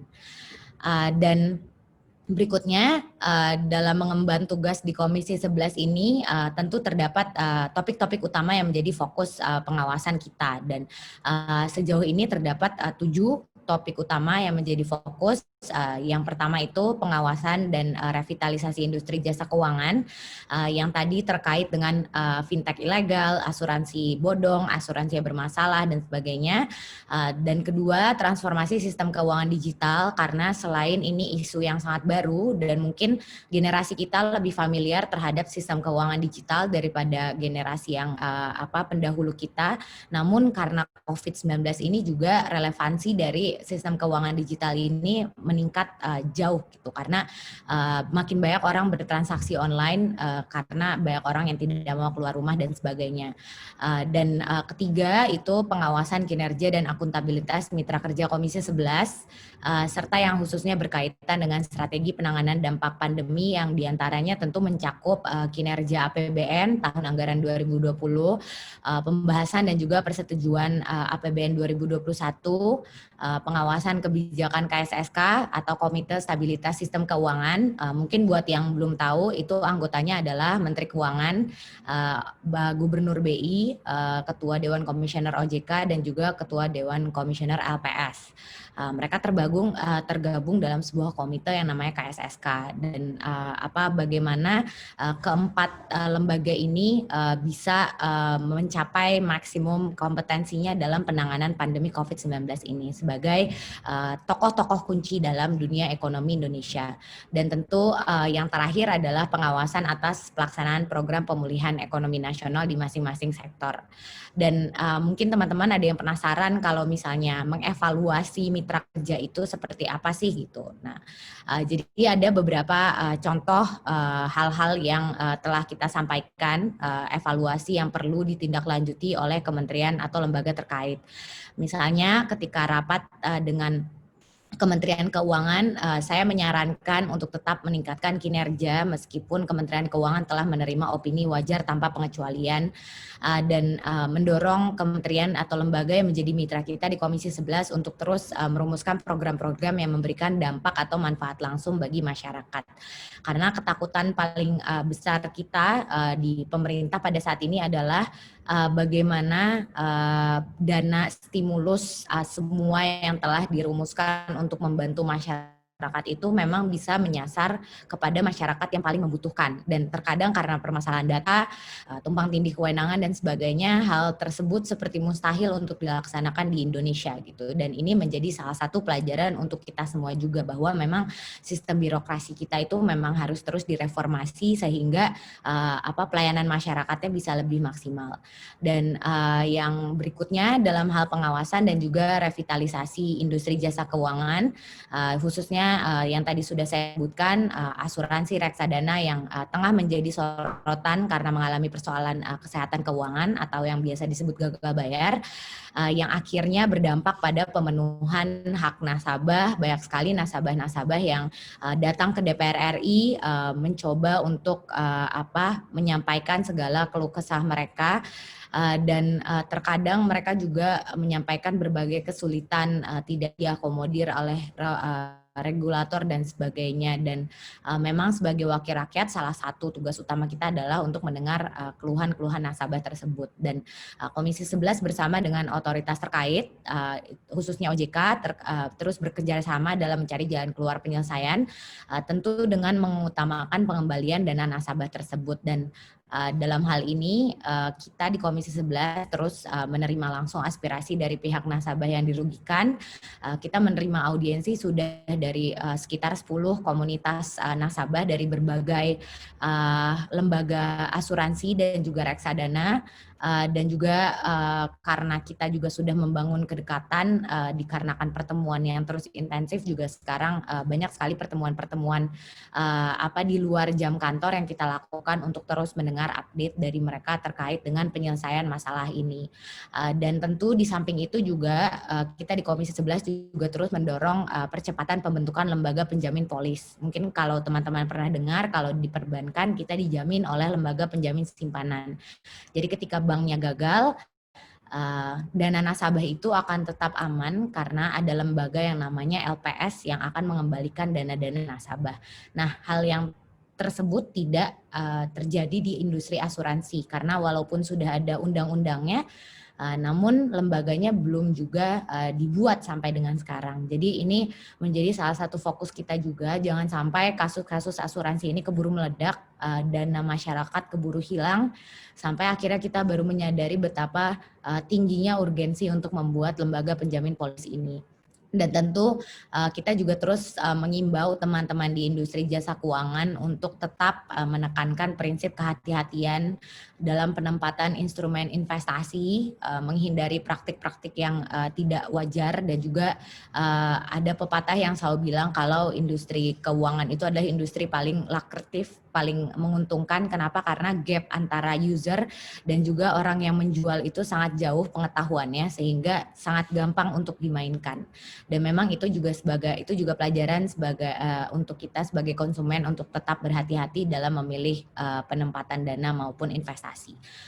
Dan itu selain itu terkait kasus Bank Emok yang tadi saya ceritakan dan juga fintech ilegal, kita terus menghimbau OJK untuk menyusun ketentuan terkait dengan sistem kredit kelompok atau tanggung renteng, karena sistem Bank Emok ilegal ini banyak yang mengadopsi model pinjaman kelompok, di mana ketika ada satu nasabah yang tidak bisa membayar, nasabah yang lain akan dipaksa untuk membayar share dari si nasabah yang tidak bisa membayar di kelompok tersebut. Dan ini yang akhirnya menimbulkan banyak keresahan, konflik di masyarakat, dan akhirnya kita berpikir bahwa memang hal-hal seperti ini harus diatur secara rinci dan teknis sehingga nanti akibat-akibat buruknya bisa kita minimalisir. Dan kemudian terkait transformasi sistem keuangan digital, fokus kami di Komisi 11 adalah untuk mendorong penguatan regulasi pinjaman daring dan juga perlindungan atas uang elektronik, karena banyak sekali masyarakat baik itu di daerah pemilihan saya maupun di Indonesia secara keseluruhan yang menyampaikan bahwa mereka sangat resah dengan kehadiran pinjol, baik yang itu legal maupun ilegal, yang terkadang praktek penagihannya itu di luar rasa kemanusiaan kita. Banyak yang dipermalukan, baik yang foto-foto pribadinya itu disebarkan kepada keluarganya, kepada pekerjaannya, sampai akhirnya banyak juga teman-teman yang memutuskan untuk bunuh diri karena mereka sudah tidak kuat dengan rasa malu dikejar hutang dan juga disebarkan aibnya gitu. Dan memang ini adalah salah satu isu yang sangat relevan untuk generasi kita dan harus kita perhatikan dan juga selesaikan bersama-sama masalahnya, karena keuangan digital digital dan juga pinjaman digital ini merupakan salah satu alternatif yang memang sangat berkembang pesat pada saat ini. Saya yakin semua teman-teman di sini mungkin pada punya GoPay semua, ataupun selain GoPay pada punya OVO semua. Mungkin ada juga yang selain GoPay, OVO ada Dana juga gitu. Jadi kebayanglah isi HP-nya teman-teman itu lebih lengkap daripada Toserba. Dan inilah yang harus menjadi fokus kita di DPR RI, karena sebagai pembuat undang-undang kita memang harus segera menyempurnakan regulasi dan juga sistem pengawasan dari pinjaman daring atau fintech ini, tentu untuk menghasilkan produk keuangan yang aman. Dan memang secara global regulator itu selalu kalah set sama pelaku bisnis. Jadi ketika produknya sudah ada, biasanya kita baru mikir bahwa oh ternyata hal ini perlu diatur. Dan akhirnya baru kita atur, padahal sudah banyak yang menjadi korban gitu. Biasanya malah masyarakat kecil yang menjadi korban. Dan makanya saya juga di beberapa kesempatan rapat kerja dengan lembaga penjamin simpanan mendorong pemerintah bersama dengan lembaga penjamin simpanan untuk mengkaji perluasan cakupan penjaminan untuk memberikan perlindungan dan juga keamanan bertransaksi bagi pengguna uang elektronik, karena banyak sekali juga masukan dari teman-teman yang curhat tentang dananya yang tersimpan di suatu lembaga A terus dipakai untuk transaksi, terus tiba-tiba besoknya 2 juta melayang gitu. Dan mungkin untuk orang-orang yang berlebih uangnya 2 juta itu tidak berarti apa-apa, tapi tentu untuk anak-anak seperti kita yang masih menabung, yang masih mau punya rumah, yang nanti punya anak, yang nanti banyak sekali tuh PR-PR untuk keluarga-keluarga muda yang mungkin Mas Yorga sekarang sudah merasakan. Tapi kan mungkin teman-teman di sini rata-rata belum pernah merasakan hal-hal itu gitu. Jadi tentu 2 juta itu juga sangat berharga. Dan salah satu fokus pengawasan di Komisi 11 juga mencakup optimalisasi dari kinerja APBN 2020 terhadap pemenuhan anggaran penanganan pandemi. Dan terutama ini isu yang sangat sering menjadi bahan diskusi panas di antara publik juga, pengelolaan utang dan juga akselerasi dari penyerapan anggaran. Jadi mungkin seperti yang teman-teman sudah tahu, sesuai dengan Undang-Undang Nomor 2 Tahun 2020, defisit APBN 2020 itu dapat diperlebar hingga tahun 2023 yang maksud dan tujuannya itu untuk membiayai belanja penanganan dampak pandemi di tengah tekanan penerimaan negara. Dan oleh karena itu kami juga di Komisi 11 selalu menyampaikan kepada pemerintah untuk meningkatkan efektivitas pengelolaan utang negara, tentu dengan tetap memperhatikan stabilitas rasio utang terhadap PDB dan juga tata kelola komposisi utang secara terukur. Dan dalam hal penyerapan anggaran, kami terus mengimbau pemerintah untuk mempercepat penyerapan anggaran hingga akhir tahun yang tinggal 2 bulan lagi, baik itu untuk program pemulihan ekonomi nasional yang saat ini baru terserap 49,5%, maupun belanja pemerintah pusat tentu untuk meningkatkan daya beli dan juga mencegah perlambatan ekonomi lanjutan. Dan DPR RI bersama pemerintah juga telah menyetujui Undang-Undang APBN 2021, di mana kami memastikan bersama dengan Banggar atau Badan Anggaran bahwa arah kebijakan ekonomi makro serta target dan juga indikator pembangunan pada APBN 2021 di dalamnya disusun untuk mendukung percepatan pemulihan ekonomi. Dan tentu yang terpenting adalah reformasi struktural, bagaimana sistem birokrasi kita bisa lebih dipersimpel lagi supaya tidak lama dalam pengambilan keputusan dan juga transformasi digital.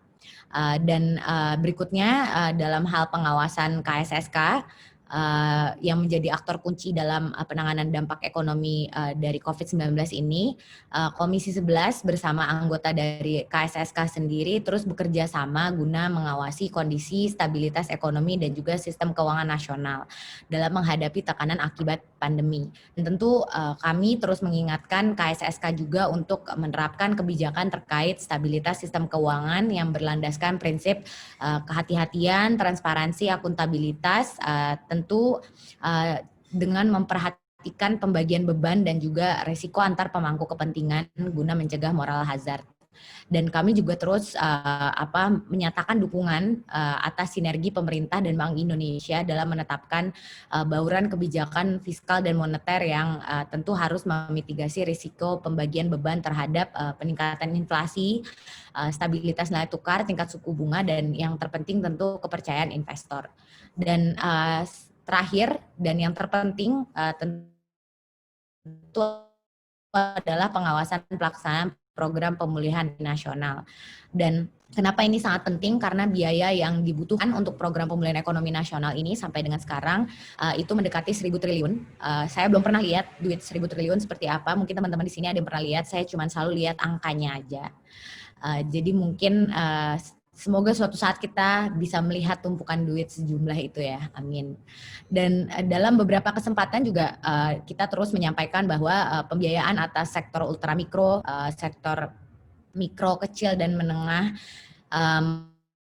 melalui instrumen restrukturisasi kredit, ekspansi dan juga tambahan kredit, subsidi pembayaran kredit, lalu ada penjaminan kredit bagi debitur UMKM yang terdampak itu perlu dipercepat dan juga diperluas, dan misalnya dengan meningkatkan keterlibatan UMKM dalam proses pengadaan barang dan jasa pemerintah, karena banyak sekali pelaku UMKM yang menyampaikan kepada saya bahwa mereka mendapatkan kredit untuk memproduksi tapi ternyata tidak ada konsumen yang bisa menyerap barang-barang mereka. Bahkan kalau kita berbicara tentang industri makanan misalnya, ketika mereka bisa menyalurkan makanan mereka untuk menjadi snack dalam rapat ataupun catering untuk pegawai-pegawai PNS dan semua pegawai yang ada di lingkungan kementerian dan lembaga, itu tentunya bisa memudahkan mereka dalam mencari konsumen gitu, karena memang pemerintah itu juga bertindak sebagai konsumen yang besar. Jadi ini perlu dimaksimalkan perannya supaya pelaku UMKM kita bisa sangat terbantu, dan berikutnya kita juga memastikan bahwa skema penempatan uang pemerintah pada bank umum, mungkin teman-teman ada yang pernah baca di koran atau lihat di TV kalau kemarin pemerintah baru saja menempatkan dana di Bank BRI sebesar 10 triliun, BNI 10 triliun, dan untuk BNI dan Bank BTN itu masing-masing 5 triliun. Yang memang tujuannya adalah untuk memastikan bahwa keempat bank pemerintah itu, bank plat merah, bisa menyebarkan dananya untuk memperluas akses permodalan bagi debitur UMKM dan industri padat karya. Jadi ketika mereka mendapatkan dana 10 triliun, berarti kredit baru yang harus disalurkan itu berjumlah 30 triliun. Dan harapannya nanti bisa membantu teman-teman UMKM kita yang sekarang kesulitan karena pandemi ini. Dan tentu kita juga terus mendorong pemerintah untuk mempercepat pemutakhiran dan juga integrasi basis data penerima bantuan sosial sehingga manfaatnya tepat sasaran, karena memang seperti yang kita tahu, data ini memang menjadi kata yang magic di pemerintahan Indonesia dan memang sangat sulit ditemukan solusinya, dan memang juga sampai sekarang kami juga masih mencoba mencari root dari permasalahan ini sebenarnya apa. Jadi kalau Mas Yorga udah selesai sekolah di sana, mungkin bisa bantu teman-teman di sini untuk menemukan bagaimana sebenarnya permasalahan data ini bisa diselesaikan, baik itu di tingkat pusat maupun daerah. Maka kita juga terus mendorong kolaborasi terarah antara pemerintah pusat dan daerah untuk berbagai pelaksana kebijakan, untuk menyiapkan juga tata kelola pelaksanaan dan juga petunjuk teknis yang komprehensif sebagai acuan pelaksanaan.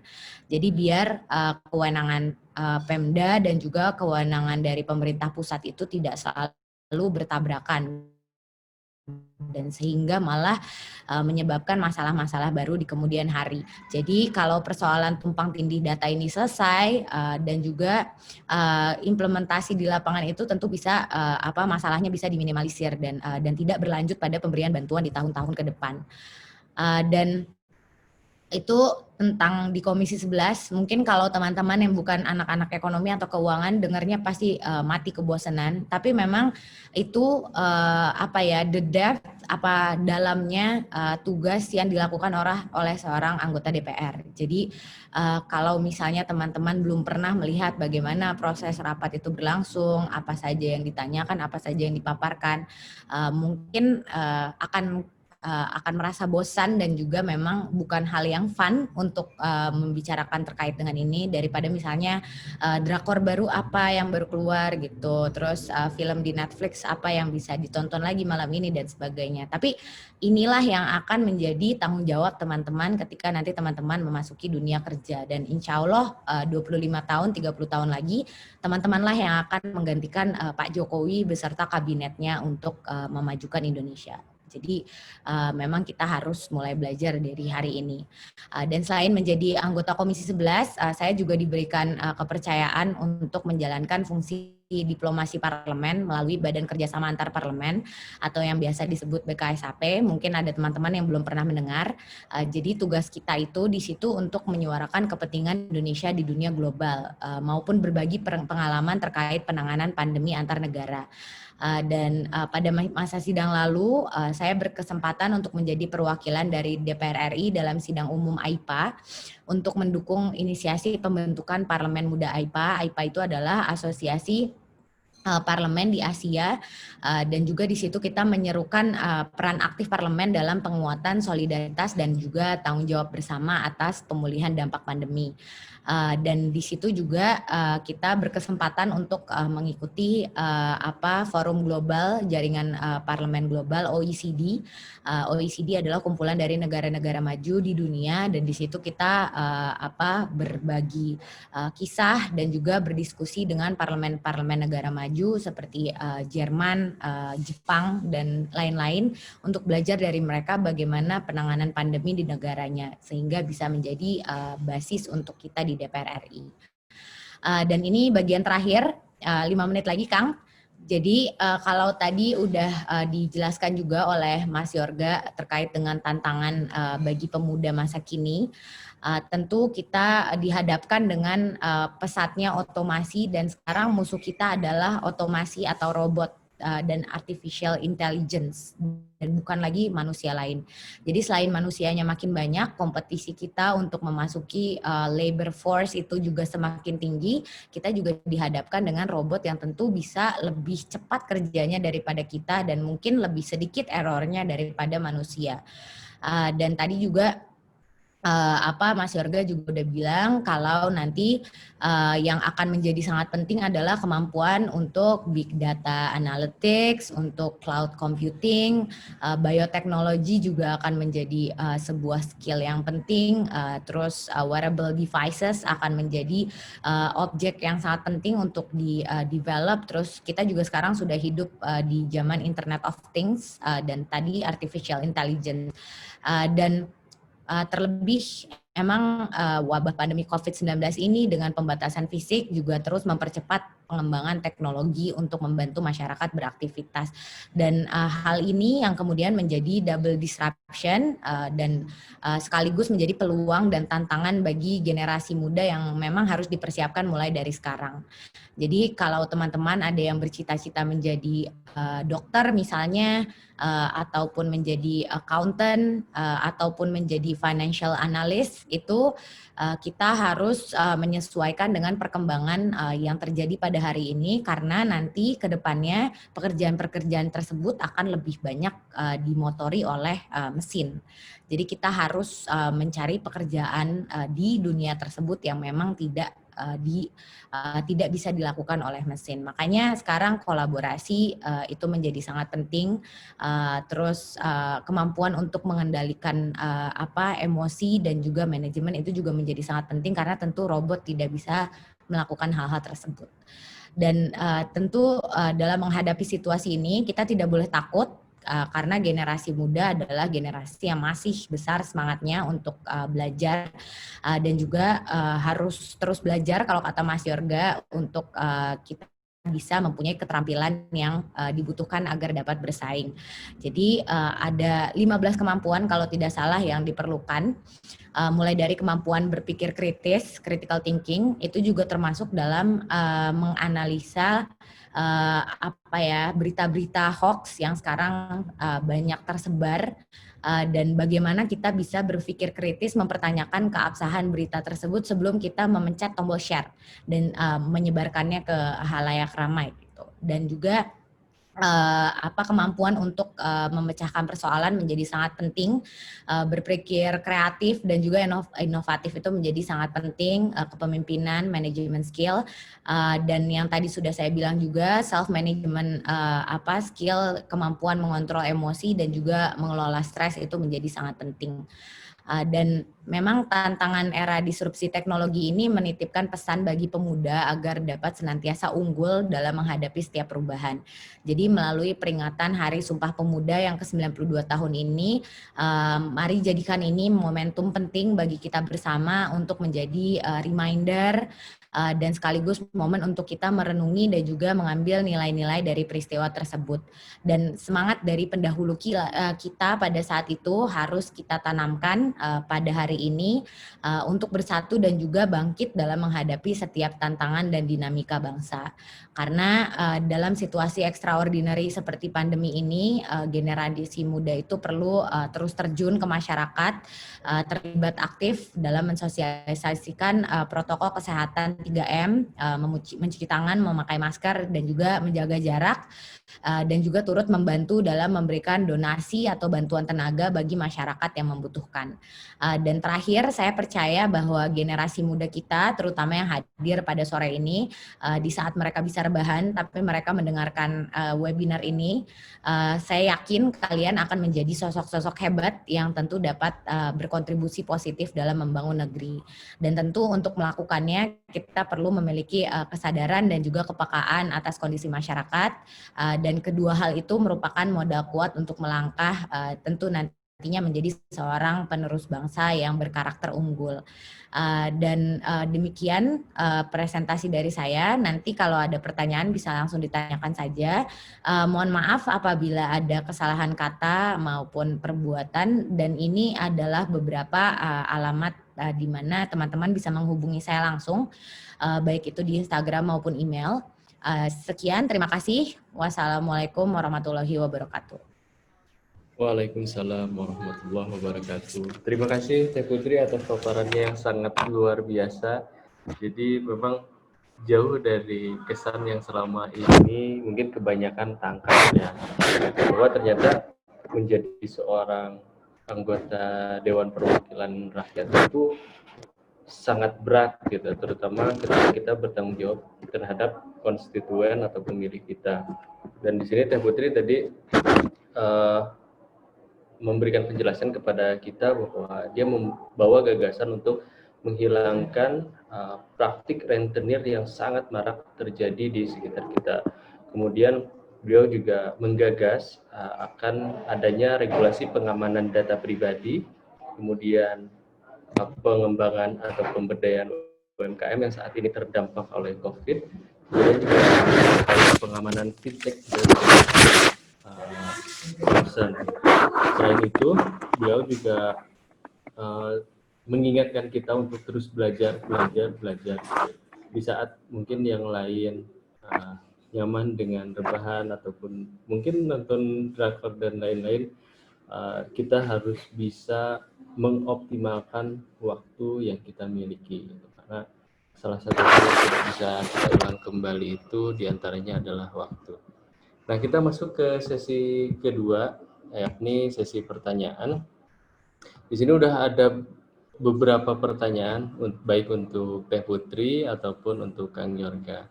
Nah, mungkin pertanyaan pertama, biar Teh Putri ada waktu jeda istirahatnya dulu, aku ke yang Kang Yorga dulu. Hai Kak, ini dari Nur Hikmah. Perkenalkan, saya Nur Hikmah, izin bertanya kepada Kak Yorga. Hal-hal apa saja yang semestinya kita pelajari ketika telah menyelesaikan masa studi? Apa rekomendasi kakak yang semestinya kita lakukan ketika kita berada di bangku kuliah dan bagaimana kita bisa memanfaatkan status mahasiswa? Mohon pencerahan, terima kasih Kak. Silahkan Kang Yorga. Langsung dijawab ini, Kang? Langsung saja Kang. Ya. Ya ada dua pertanyaan ya. Kalau untuk yang praktikalnya bisa nanya ke Teh Putri sebetulnya, karena saya banyaknya di sektor akademisi akan lebih banyak teori kali ya. Nanti praktek-prakteknya Teh Putri yang sudah betul-betul terjun ke lapangan bisa menambahkan pertanyaan jawabannya. Ada dua pertanyaan ya. Pertama tadi, apa yang semestinya kita pelajari ketika telah menyelesaikan studi? Kalau itu saya simpel aja sih. Pertama adalah learning how to learn, ini penting. Ya tadi karena kita ini ada di dunia yang begitu uncertain, ketidakpastiannya tinggi, kita nggak tahu ke depannya keterampilan apa yang dibutuhkan. Jadi ketika setelah lulus, yang pertama harus dipelajari adalah belajar bagaimana caranya belajar. Nah, ini dahsyat banget sih. Jadi menurut saya itu banyak sih, maksudnya buku self-development atau video apapun, tapi karena cara kita belajar ini juga harus kita cari caranya gitu, karena nggak bisa cuman ikut webinar terus baca tapi tanpa tahu bagaimana belajar yang efektif. Itu banyak active learning seperti apa, itu banyak apa ilmunya gitu. Nah, yang kedua, hal apa yang sebenarnya dipelajari ketika telah menyelesaikan studi?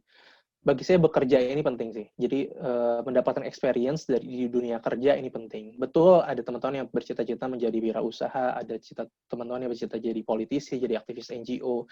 Tapi intinya merasakan pengalaman lapangan itu penting.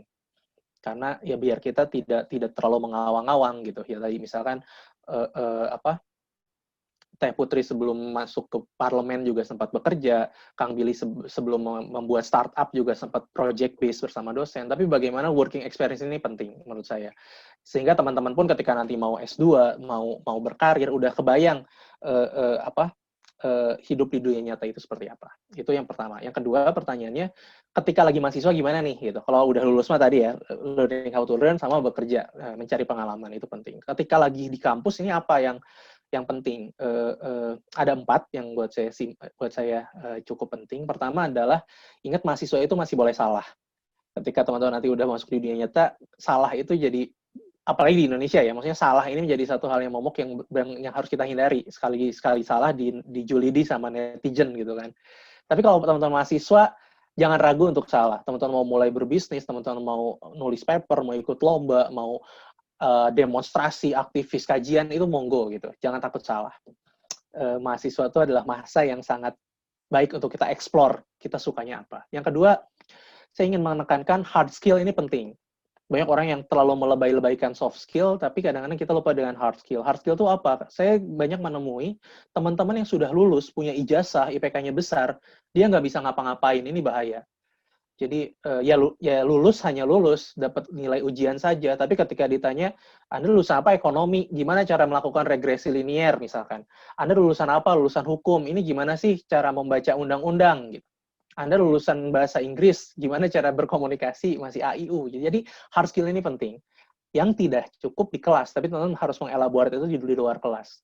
Saya pernah nulis, saya S1 nggak gitu-gitu amat ya, saya mulai S2 pernah nulis, bikin tulisan judulnya Jatuh Cinta dengan Ilmu Pengetahuan. Nah, ini satu hal yang deep banget buat saya, bagaimana teman-teman mencintai apa yang teman-teman pelajari gitu. Itu penting buat kita memperdalam hard skill kita. Yang ketiga, kemampuan bahasa Inggris. Jadi saya ngeran data di World Enterprise Survey di Indonesia, statistically speaking, ternyata salah satu keluhan dari user, dari perusahaan adalah kemampuan bahasa Inggris. Kemampuan bahasa Inggris sumber daya manusia kita ini lemah banget. Jadi ya, waktu kuliah, saya merasakan teman-teman penting memperdalam bahasa Inggris, karena setelah lulus nanti ya agak susah kalau mau belajar serius gitu. Itu harus dimulai sejak kuliah. Dan terakhir, networking menurut saya. Jadi networking ini harus dimulai sejak kuliah, karena ketika lulus, itu network kita berkurang. Kita lebih nyaman berkumpul dengan zona nyaman kita. Jadi saat untuk mengeksplor network itu adalah saat kuliah menurut saya. Itu penting, karena ada satu paper judulnya The Strength of Weak Ties. Jadi kekuatan dari ikatan yang lemah. Jadi ternyata kadang-kadang kan kita merasa ikatan kuat ini penting. Ikatan kuat tuh teman-teman yang teman julid bareng, teman gosip bareng gitu ya. Tapi ternyata ada hal-hal yang tidak kita dapatkan dari sobat-sobat dekat kita, tapi ada dalam weak ties kita, dalam ikatan lemah kita. Ikatan lemah ini kan teman-teman yang deket-deket banget enggak, ya kita saling follow tapi enggak ngobrol setiap hari gitu ya. Nah, membangun relasi ikatan lemah ini penting karena banyak ternyata opportunity yang nanti akan kita dapatkan itu berasal dari weak ties kita. Ya kebayang lah kalau strong ties kita kan gosipnya itu lagi, bercandanya itu lagi. Tapi kalau weak ties ini kan kita jarang ketemu. Sekalinya ketemu tuh ada opportunity bisnis, opportunity melakukan project bareng dan lain sebagainya. Jadi bangun relasi-relasi lemah waktu kuliah ini. Itu Kang Billy teorinya, Mas. Siap Kang Yorga, sangat luar biasa. Kalau sudah lulus, Ingat Kang. Serika. Jadi aku remind kembali, jadi kalau sudah lulus itu belajar learning how to learn, kemudian bekerja dulu. Yang bekerja dulu ini juga penting ya untuk mendapatkan experience ya Kak. Kalau tadi dengan kisah Teh Putri juga, Teh Putri sempat di OJK dulu. Jadi ketika masuk sebagai pengawas nih sekarang di parlemen, udah tahu nih di OJK-nya tuh dulu seperti apa gitu, kendala-kendala teknisnya seperti apa. Kemudian saat kuliah jangan takut salah yang pertama, kemudian cintai apa yang kita pelajari saat ini. Kemudian ketiga, literasi bahasa ya, kemampuan bahasa Inggris di kita masih kurang. Kemudian terakhir adalah networking. Nah, networkingnya juga ada tadi yang koneksi agak jauh sama yang benar-benar teman deket banget. Nah, mungkin terkait pertanyaan ini aku izin ke Teh Putri untuk sharing juga Teh, karena relate banget juga nih sama Teh Putri terkait pertanyaannya. Jadi apa sih yang mesti kita lakuin setelah lulus kuliah, sama apa sih yang harus kita lakuin pada saat kita masih di bangku kuliah? Maka kalau dari pengalaman aku, berorganisasi itu menjadi sangat penting karena di organisasi juga kita ditempa untuk mempunyai kemampuan untuk bekerja sama yang bagus gitu. Karena di industri manapun, mau itu jadi politisi, mau itu jadi pengusaha, mau itu jadi karyawan, itu pasti kita membutuhkan orang lain untuk mengerjakan pekerjaan bersama dengan kita gitu. Dan terkadang generasi kita itu seringkali ini self kritik juga ya, jadi reminder buat kita semua, merasa bahwa kita itu sudah benar dan paling tahu tentang apapun itu yang dikerjakan di situ, sampai akhirnya kita menutup kemungkinan bahwa kita bisa salah dan kita menutup diri dari saran dan juga input dari orang lain, terutama kalau itu datangnya dari orang yang usianya jauh di atas kita. Makanya kalau misalnya teman-teman sering mendengar ada clash antara generasi X dan juga Y, dan juga sekarang ada generasi Z. Terus kalau di politik itu masih banyak sekali generasi baby boomers yang bertemu dengan anak-anak seusia aku yang mungkin seusia dengan cucu mereka. Dan kalau praktikalnya, ketika dulu saya terbiasa berorganisasi itu, akhirnya aku dipaksa pada saat kuliah untuk bergaul dengan orang yang usianya jauh di atas aku. Jadi ketika itu ada anggota di asosiasi tempat aku bernaung, dulu pernah menjadi presiden di PPI Melbourne University, dan di situ anggotanya ada yang anak mahasiswa doktor yang usianya sudah 40 tahun, padahal pada saat itu usiaku baru 19 tahun gitu. Jadi disitulah kita akhirnya belajar bagaimana bisa menyampaikan pesan dan memberikan direction, tapi tidak perlu sampai menggurui dan juga akhirnya menyinggung orang yang lebih tua. Dan skill seperti itu adalah skill yang sangat dibutuhkan ketika kita nanti masuk ke dunia kerja gitu. Jadi kepintaran itu penting, hard skill itu penting yang tadi udah dibilang sama Mas Yorga juga. Tapi yang tidak kalah penting dan apalagi di Indonesia adalah attitude. Karena di Indonesia itu masih ada kepercayaan bahwa orang yang pintar itu akan selalu kalah dengan orang yang pintar untuk melihat keadaan gitu. Sering sih secara kasar dibilang orang yang pintar itu selalu kalah dengan orang yang pintar-pintar. Jadi street smart itu di Indonesia itu kadang lebih dibutuhkan. Dan mungkin untuk teman-teman yang memang berencana untuk berkarir di sini dengan segala kekurangan dan kelebihan dari culture kita yang masih seperti ini, tapi memang kita harus menyesuaikan gitu. terima kasih Teh Putri, sangat sekali. Jadi pertama mungkin tadi organisasi, jangan lupa ketika kita masih di bangku kuliah, optimalkan. Kemudian jangan merasa paling hebat. Skill listening juga menjadi salah satu skill penting ya di saat ini. Kemudian selain listening, komunikasi yang baik didukung dengan attitude yang baik ketika kita berkomunikasi, khususnya dengan yang lebih tua. Oke, terima kasih Teh Putri. Kemudian ini Teh, ada yang spesifik terkait karir Teteh sebagai politisi. Selamat sore, saya Endrianto Bayu dari Malang. Saya ada 2 pertanyaan. Dalam beberapa kasus, banyak orang tua yang melarang anaknya terlibat ke politik atau bahkan menjadi anggota dewan karena stigma negatif ya. Sebagai anggota dewan, bagaimana Teh Putri menghapus atau membuktikan terhadap stigma tersebut? Kalau orang tuanya dengerin paparan Teh Putri akan berubah nih nanti stigmanya yang tadi, perjuangan-perjuangan yang luar biasa. Silakan Teh Putri. Kalau sebagai sebuah institusi tentu aku nggak bisa ya mengubah citranya DPR sebagai sebuah lembaga gitu. Yang aku bisa tunjukkan adalah bahwa sebagai seorang anggota DPR kita mempunyai pilihan untuk tidak melakukan hal-hal yang buruk yang selama ini melekat pada citra anggota DPR pada umumnya gitu. Makanya dengan mencoba untuk menyampaikan laporan kinerja dengan template yang mudah dipahami, terutama untuk generasi teman-teman yang masih muda, dan kita juga banyak sekali menerima teman-teman anak magang yang masih kuliah. Mereka yang suka ngasih ide desainnya tuh misalnya dibikin kayak posternya podcast, padahal ini sebenarnya infografis yang isinya laporan kinerja kita gitu. Dan hal-hal seperti ini kan yang akhirnya bisa memboost akuntabilitas dari kerja saya sebagai seorang anggota DPR, karena saya menyampaikan apa yang sudah dikerjakan, apa yang belum selesai, dan tingkat kehadiran dan sebagainya gitu. Jadi kita memberikan rapor kepada diri kita sendiri. Dan inovasi-inovasi seperti itu banyak sekali juga dilakukan oleh teman-teman yang lain, tentu dalam bentuk yang berbeda gitu. Jadi untuk bisa meyakinkan orang tua misalnya tertarik dengan dunia politik ataupun ingin menjadi anggota DPR, satu hal yang saya pelajari bahwa orang tua tidak akan tega melihat anaknya itu patah hati ketika sudah berusaha sedalam dan juga serajin mungkin. Contoh kecil, adik saya itu masih SMA, dia pengen jadi polisi, udah getol banget pengen belajar jadi masuk akpol dan sebagainya gitu. Tapi orang tua menentang gitu. Cuman karena dia sekarang belajarnya keras, olahraga training segala macamnya juga keras, akhirnya hatinya orang tua juga luluh. Jadi mungkin karena saya belum menjadi orang tua, jadi belum terlalu paham nanti itu bisa luluhnya gimana.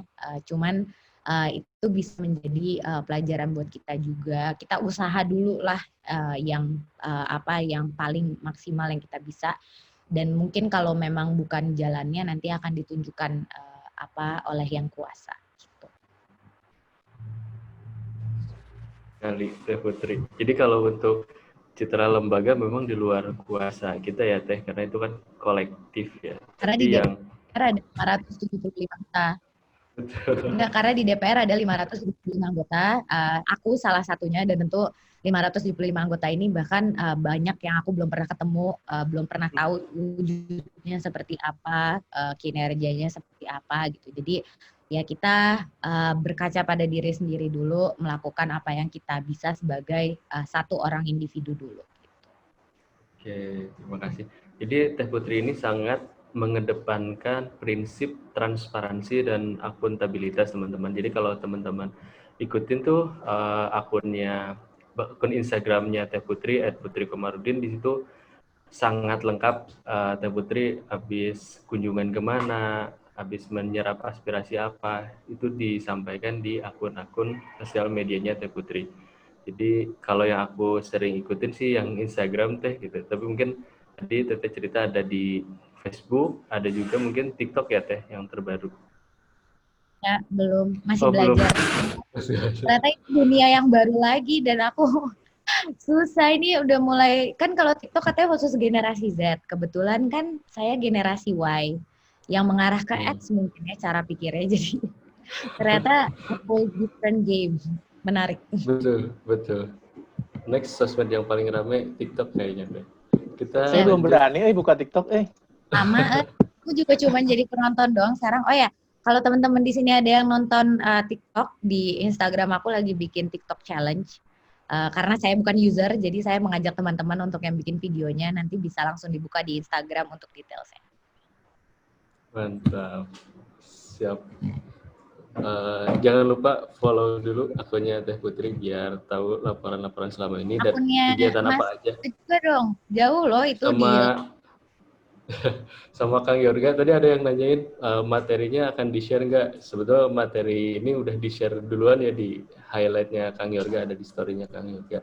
Akunnya @yorga_permana untuk yang Kang Yorga. Kemudian kita lanjut ke pertanyaan selanjutnya. Izin Teh. Sore Kak, saya Ais Ryoko dari Cirebon. Izin bertanya, sebagai anggota Dewan berusia muda, bagaimana cara Kakak menghadapi penilaian sosial yang tadi ya, lalu seberapa penting peran pemuda sekarang terhadap hal-hal yang terjadi di sekeliling? Silakan. Mungkin ada satu tambahan lagi untuk yang stigma. Jadi salah satu orang yang paling influential di hidup aku tuh selalu bilang, kita punya 2 tangan, terus kita cuma punya 1 mulut. Jadi kita nggak bisa tuh nutupin mulut semua orang yang berkata buruk atau mungkin bahkan nyumpahin kita, ngata-ngatain dan sebagainya gitu. Kita hanya bisa menutup kuping kita tentu dengan mengambil hal-hal yang memang bisa diimprove dari diri kita sendiri. Jadi kalau misalnya banyak sekali omongan yang menyakitkan hati dan sebagainya, kalau aku sih pada prinsipnya aku ambil yang memang konstruktif, bisa memperbaiki kinerja aku ke depannya.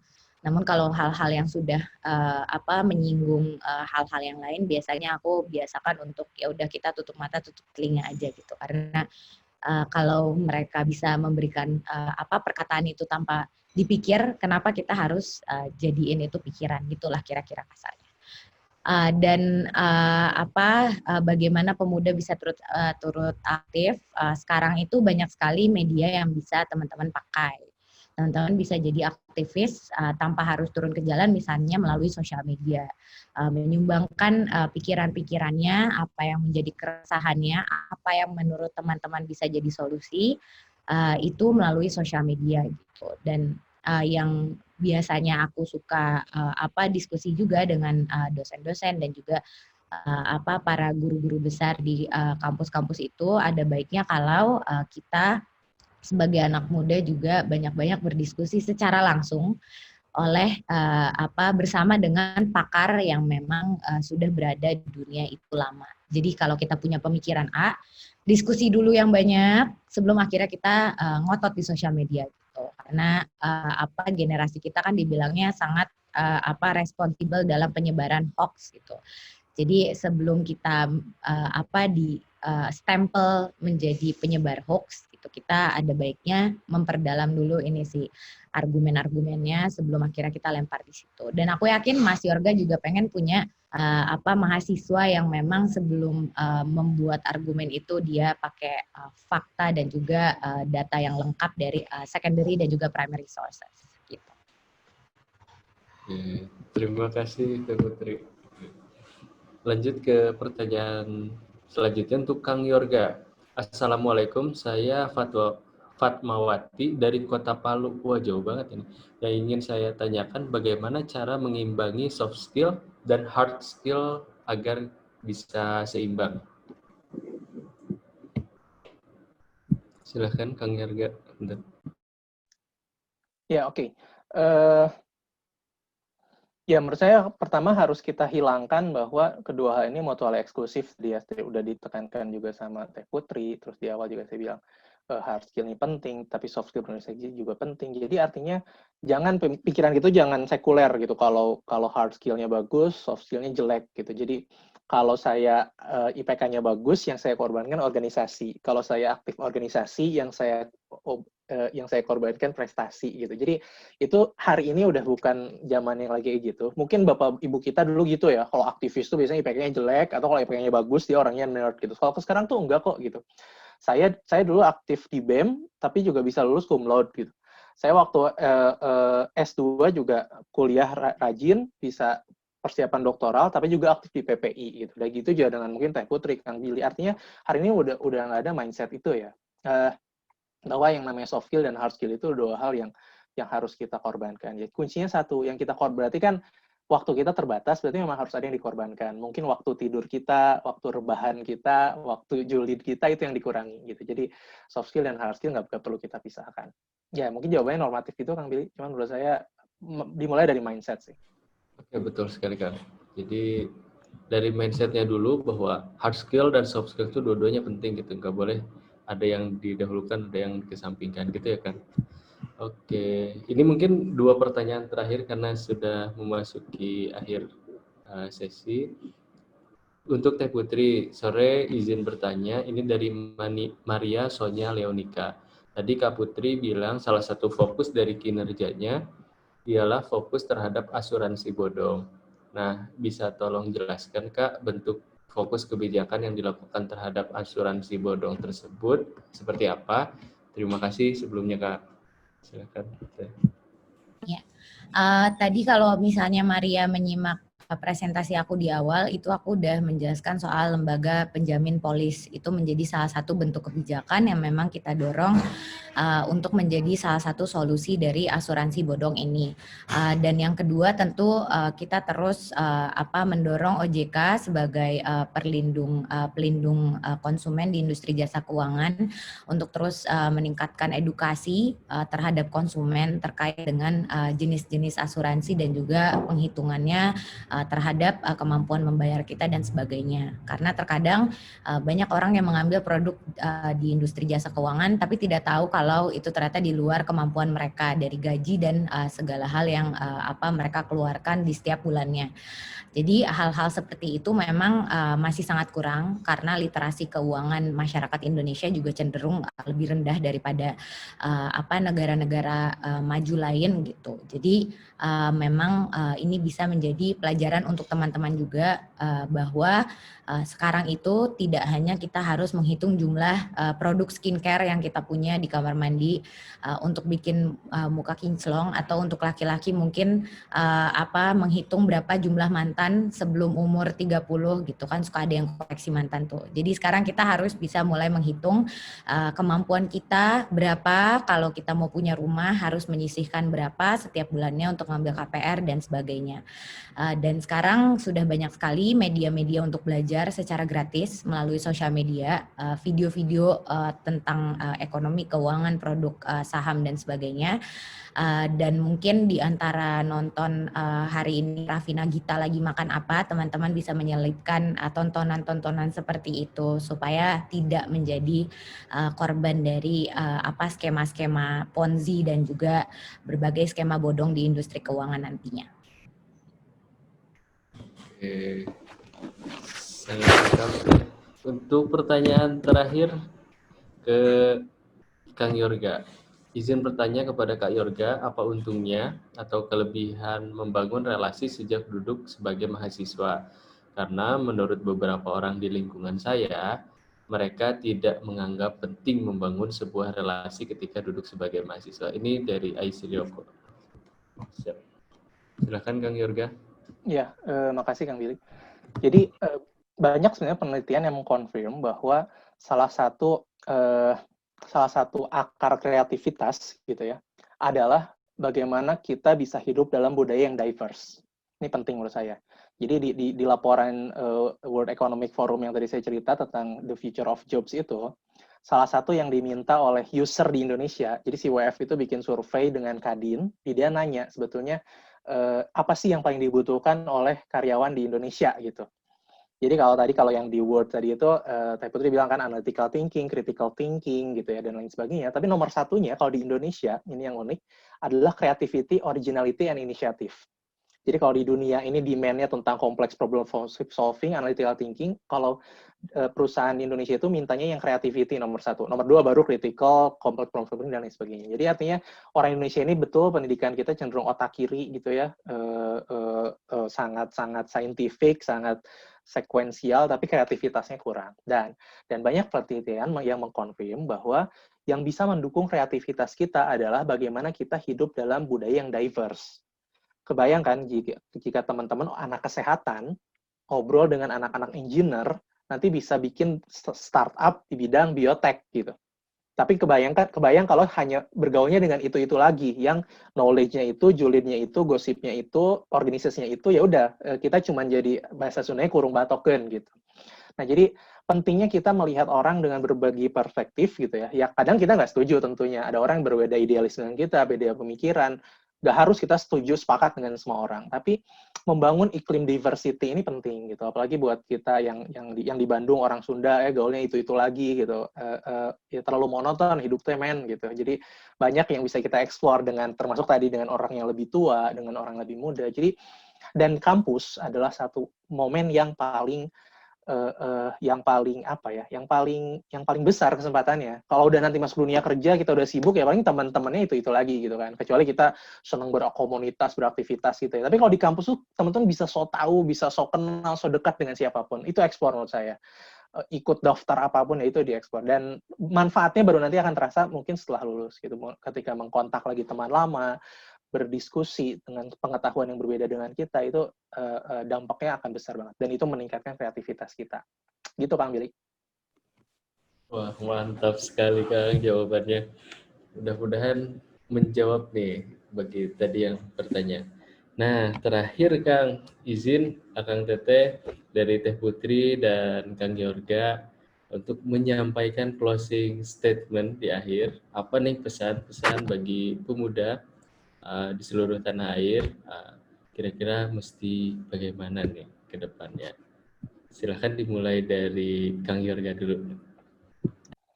Oke, makasih Kang Billy atas kesempatannya. Sekali lagi selamat Hari Sumpah Pemuda. Mudah-mudahan webinar ini bisa jadi refleksi ya, dan belajar. Jadi saya sering dapat kata-kata bagus dari teman tuh, kalau dalam webinar yang paling banyak belajar tuh pembicara sebenarnya. Pertama dia nyiapin materi, yang kedua dia belajar dari pembicara lain, saya banyak belajar dari Teh Putri, dan ketiga juga kita belajar dari para penanya gitu. Pertanyaan teman-teman ini juga bikin kita mikir juga kan, dan ini self-reflection buat saya. Ada dua pesan saya sebenarnya di akhir ini, hanya mengingatkan apa yang tadi sudah kita sampaikan bersama. Nomor satu, pahami bahwa belajar dan berkarya itu bukan dua hal yang mutually eksklusif gitu. Jadi dua hal yang harus kita terus lakukan. Itu jangan, ya hari ini saya belajar dulu, nanti kita baru berkarya setelah ilmunya dapat gitu. Tapi ya tadi Teh Putri menyampaikan, sudah berkarya sekarang di anggota DPR, tapi juga tetap terus belajar. Begitu juga dengan teman-teman, menurut saya hari ini teman-teman mahasiswa, aktif organisasi, teman-teman lulus, belajar itu adalah lifelong gitu, jangan pernah berhenti belajar, dan itu dua hal yang terus saling menguatkan kita. Karya kita akan lebih besar kalau apa yang kita pelajari juga lebih besar. Itu pesan saya yang pertama. Pesan yang kedua, Kang Billy, tentang ini sih, tentang berjamaah. Menurut saya berjamaah ini satu poin yang penting ya, kalau teman-teman Muslim pahalanya 27 kali lipat dibandingkan sendiri. Jadi gini. Ada survei yang bilang, YouGov di US, dia bikin survei kan, profesi apa yang paling tidak dipercaya. Nomor satunya itu politisi, bener Teh Putri. Politisi ini profesi yang paling tidak dipercaya. Nomor duanya itu ekonom, ini saya. Jadi dua profesi yang paling tidak dipercaya itu adalah saya dan Teh Putri gitu. Profesi paling dipercaya itu dokter, suster, dan general practitioner gitu. Jadi ya kalau teman-teman dokter, alhamdulillah mudah-mudahan bisa dipercaya gitu. Tapi poinnya gini, ketidakpercayaan orang terhadap stigma-stigma yang buruk ini, jangan sampai kita menambah rumit hal itu gitu. Kita anak muda, harusnya kita berjamaah, saling support apa yang dilakukan oleh anak muda lainnya. Stop julid, stop jadi netizen nyinyir. Ketika ada teman kita yang berkarya di suatu bidang, kita support terus gitu. Karena membangun Indonesia ini nggak bisa dilakukan sendiri. Kita harus saling menguatkan, jadi kita harus saling support siapapun itu yang berkarya, selama dia anak muda, punya idealisme, punya kekuatan dan keinginan yang sama dengan kita, ayo kita berjamaah membangun Indonesia ini sama-sama. Ya hidup ini adalah udunan gitu kan, ya kita udunan, kita bisa apa, kita kerjain bersama, dan udah stop nyinyir, stop julid gitu. Itu aja pesan saya Kang Billy, selamat Hari Sumpah Pemuda. Luar biasa dari Kang Yorga. Selanjutnya dari Teh Putri. Ya, terima kasih Kang Billy. Tadi udah disapu bersih sebenarnya sama Mas Yorga, semuanya udah lengkap. Cuma mau nambahin sedikit aja. Yang pertama mungkin jangan nanti kalau misalnya kita udah tua itu banyak hal yang akan melimit kita dari melakukan hal-hal tertentu gitu. Jadi jangan sampai karena kita takut dihujat, yang tadi udah Mas Yorga bilang juga, itu kita berhenti untuk mencoba ataupun membuat kesalahan. Karena mentor saya tuh, salah satu mentor saya Pak AGK, Agus Gumiwang Kartasasmita, orang Jabar juga, pernah bilang bahwa ketika kita seusia seperti ini, menjadi politisi pun ketika kita membuat kesalahan masih dimaafkan. Jadi para senior ngelihatnya nggak apa-apa, dia masih kecil, memang masih bodoh gitu misalnya.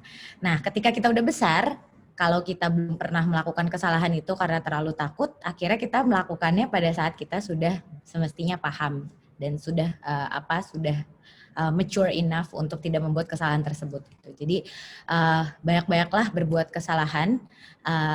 Orang selalu akan melihat tindak tanduk kita dari dua sisi, ada yang menerima sebagai positif, ada yang menerima sebagai negatif. Tapi lagi-lagi kita tidak hidup untuk ekspektasi orang, kita tidak hidup untuk penerimaan orang, kita hidup untuk diri kita dan orang tua yang telah memberikan kita penghidupan seperti sekarang ini.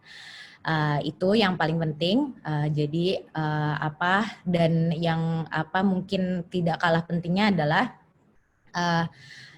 jangan sampai kita juga membuat kesalahan yang terlalu fatal sampai kita menyesal di kemudian hari. Jadi pintar-pintar memilih kesalahan lah. Kesalahan yang karena mencoba hal baru itu tidak apa-apa, tapi misalnya kesalahan yang membuat kita tidak punya employer di kemudian hari karena kita pernah memposting A, B, C, D di sosial media kita sekarang.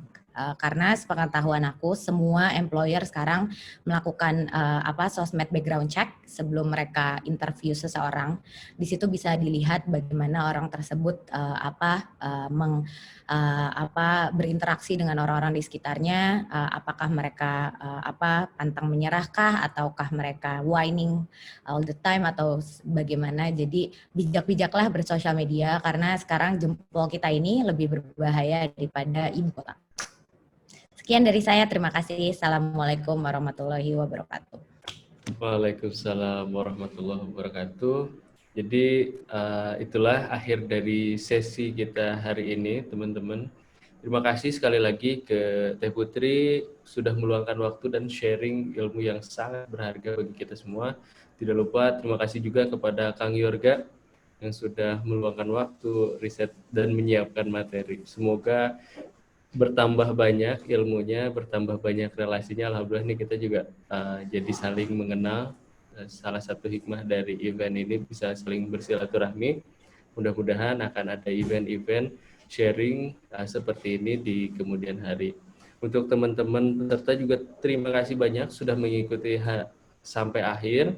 Terutama untuk teman-teman di Indonesia Timur, sekarang mungkin sudah memasuki jam 8 malam. Dari tadi mungkin di sana jam 4 sore. Terima kasih sudah mengikuti sampai akhir. Insya Allah nanti untuk e-sertifikat akan dikirim oleh tim panitia melalui email yang teman-teman cantumkan pada saat pendaftaran. Kami dari tim Legaken sekali lagi mengucapkan terima kasih. Mohon pamit undur diri. Terima kasih, tepuk tangan untuk narasumber kita. Assalamualaikum warahmatullahi wabarakatuh. Selamat maghrib bagi yang Assalamualaikum warahmatullahi wabarakatuh. Waalaikumsalam warahmatullahi wabarakatuh.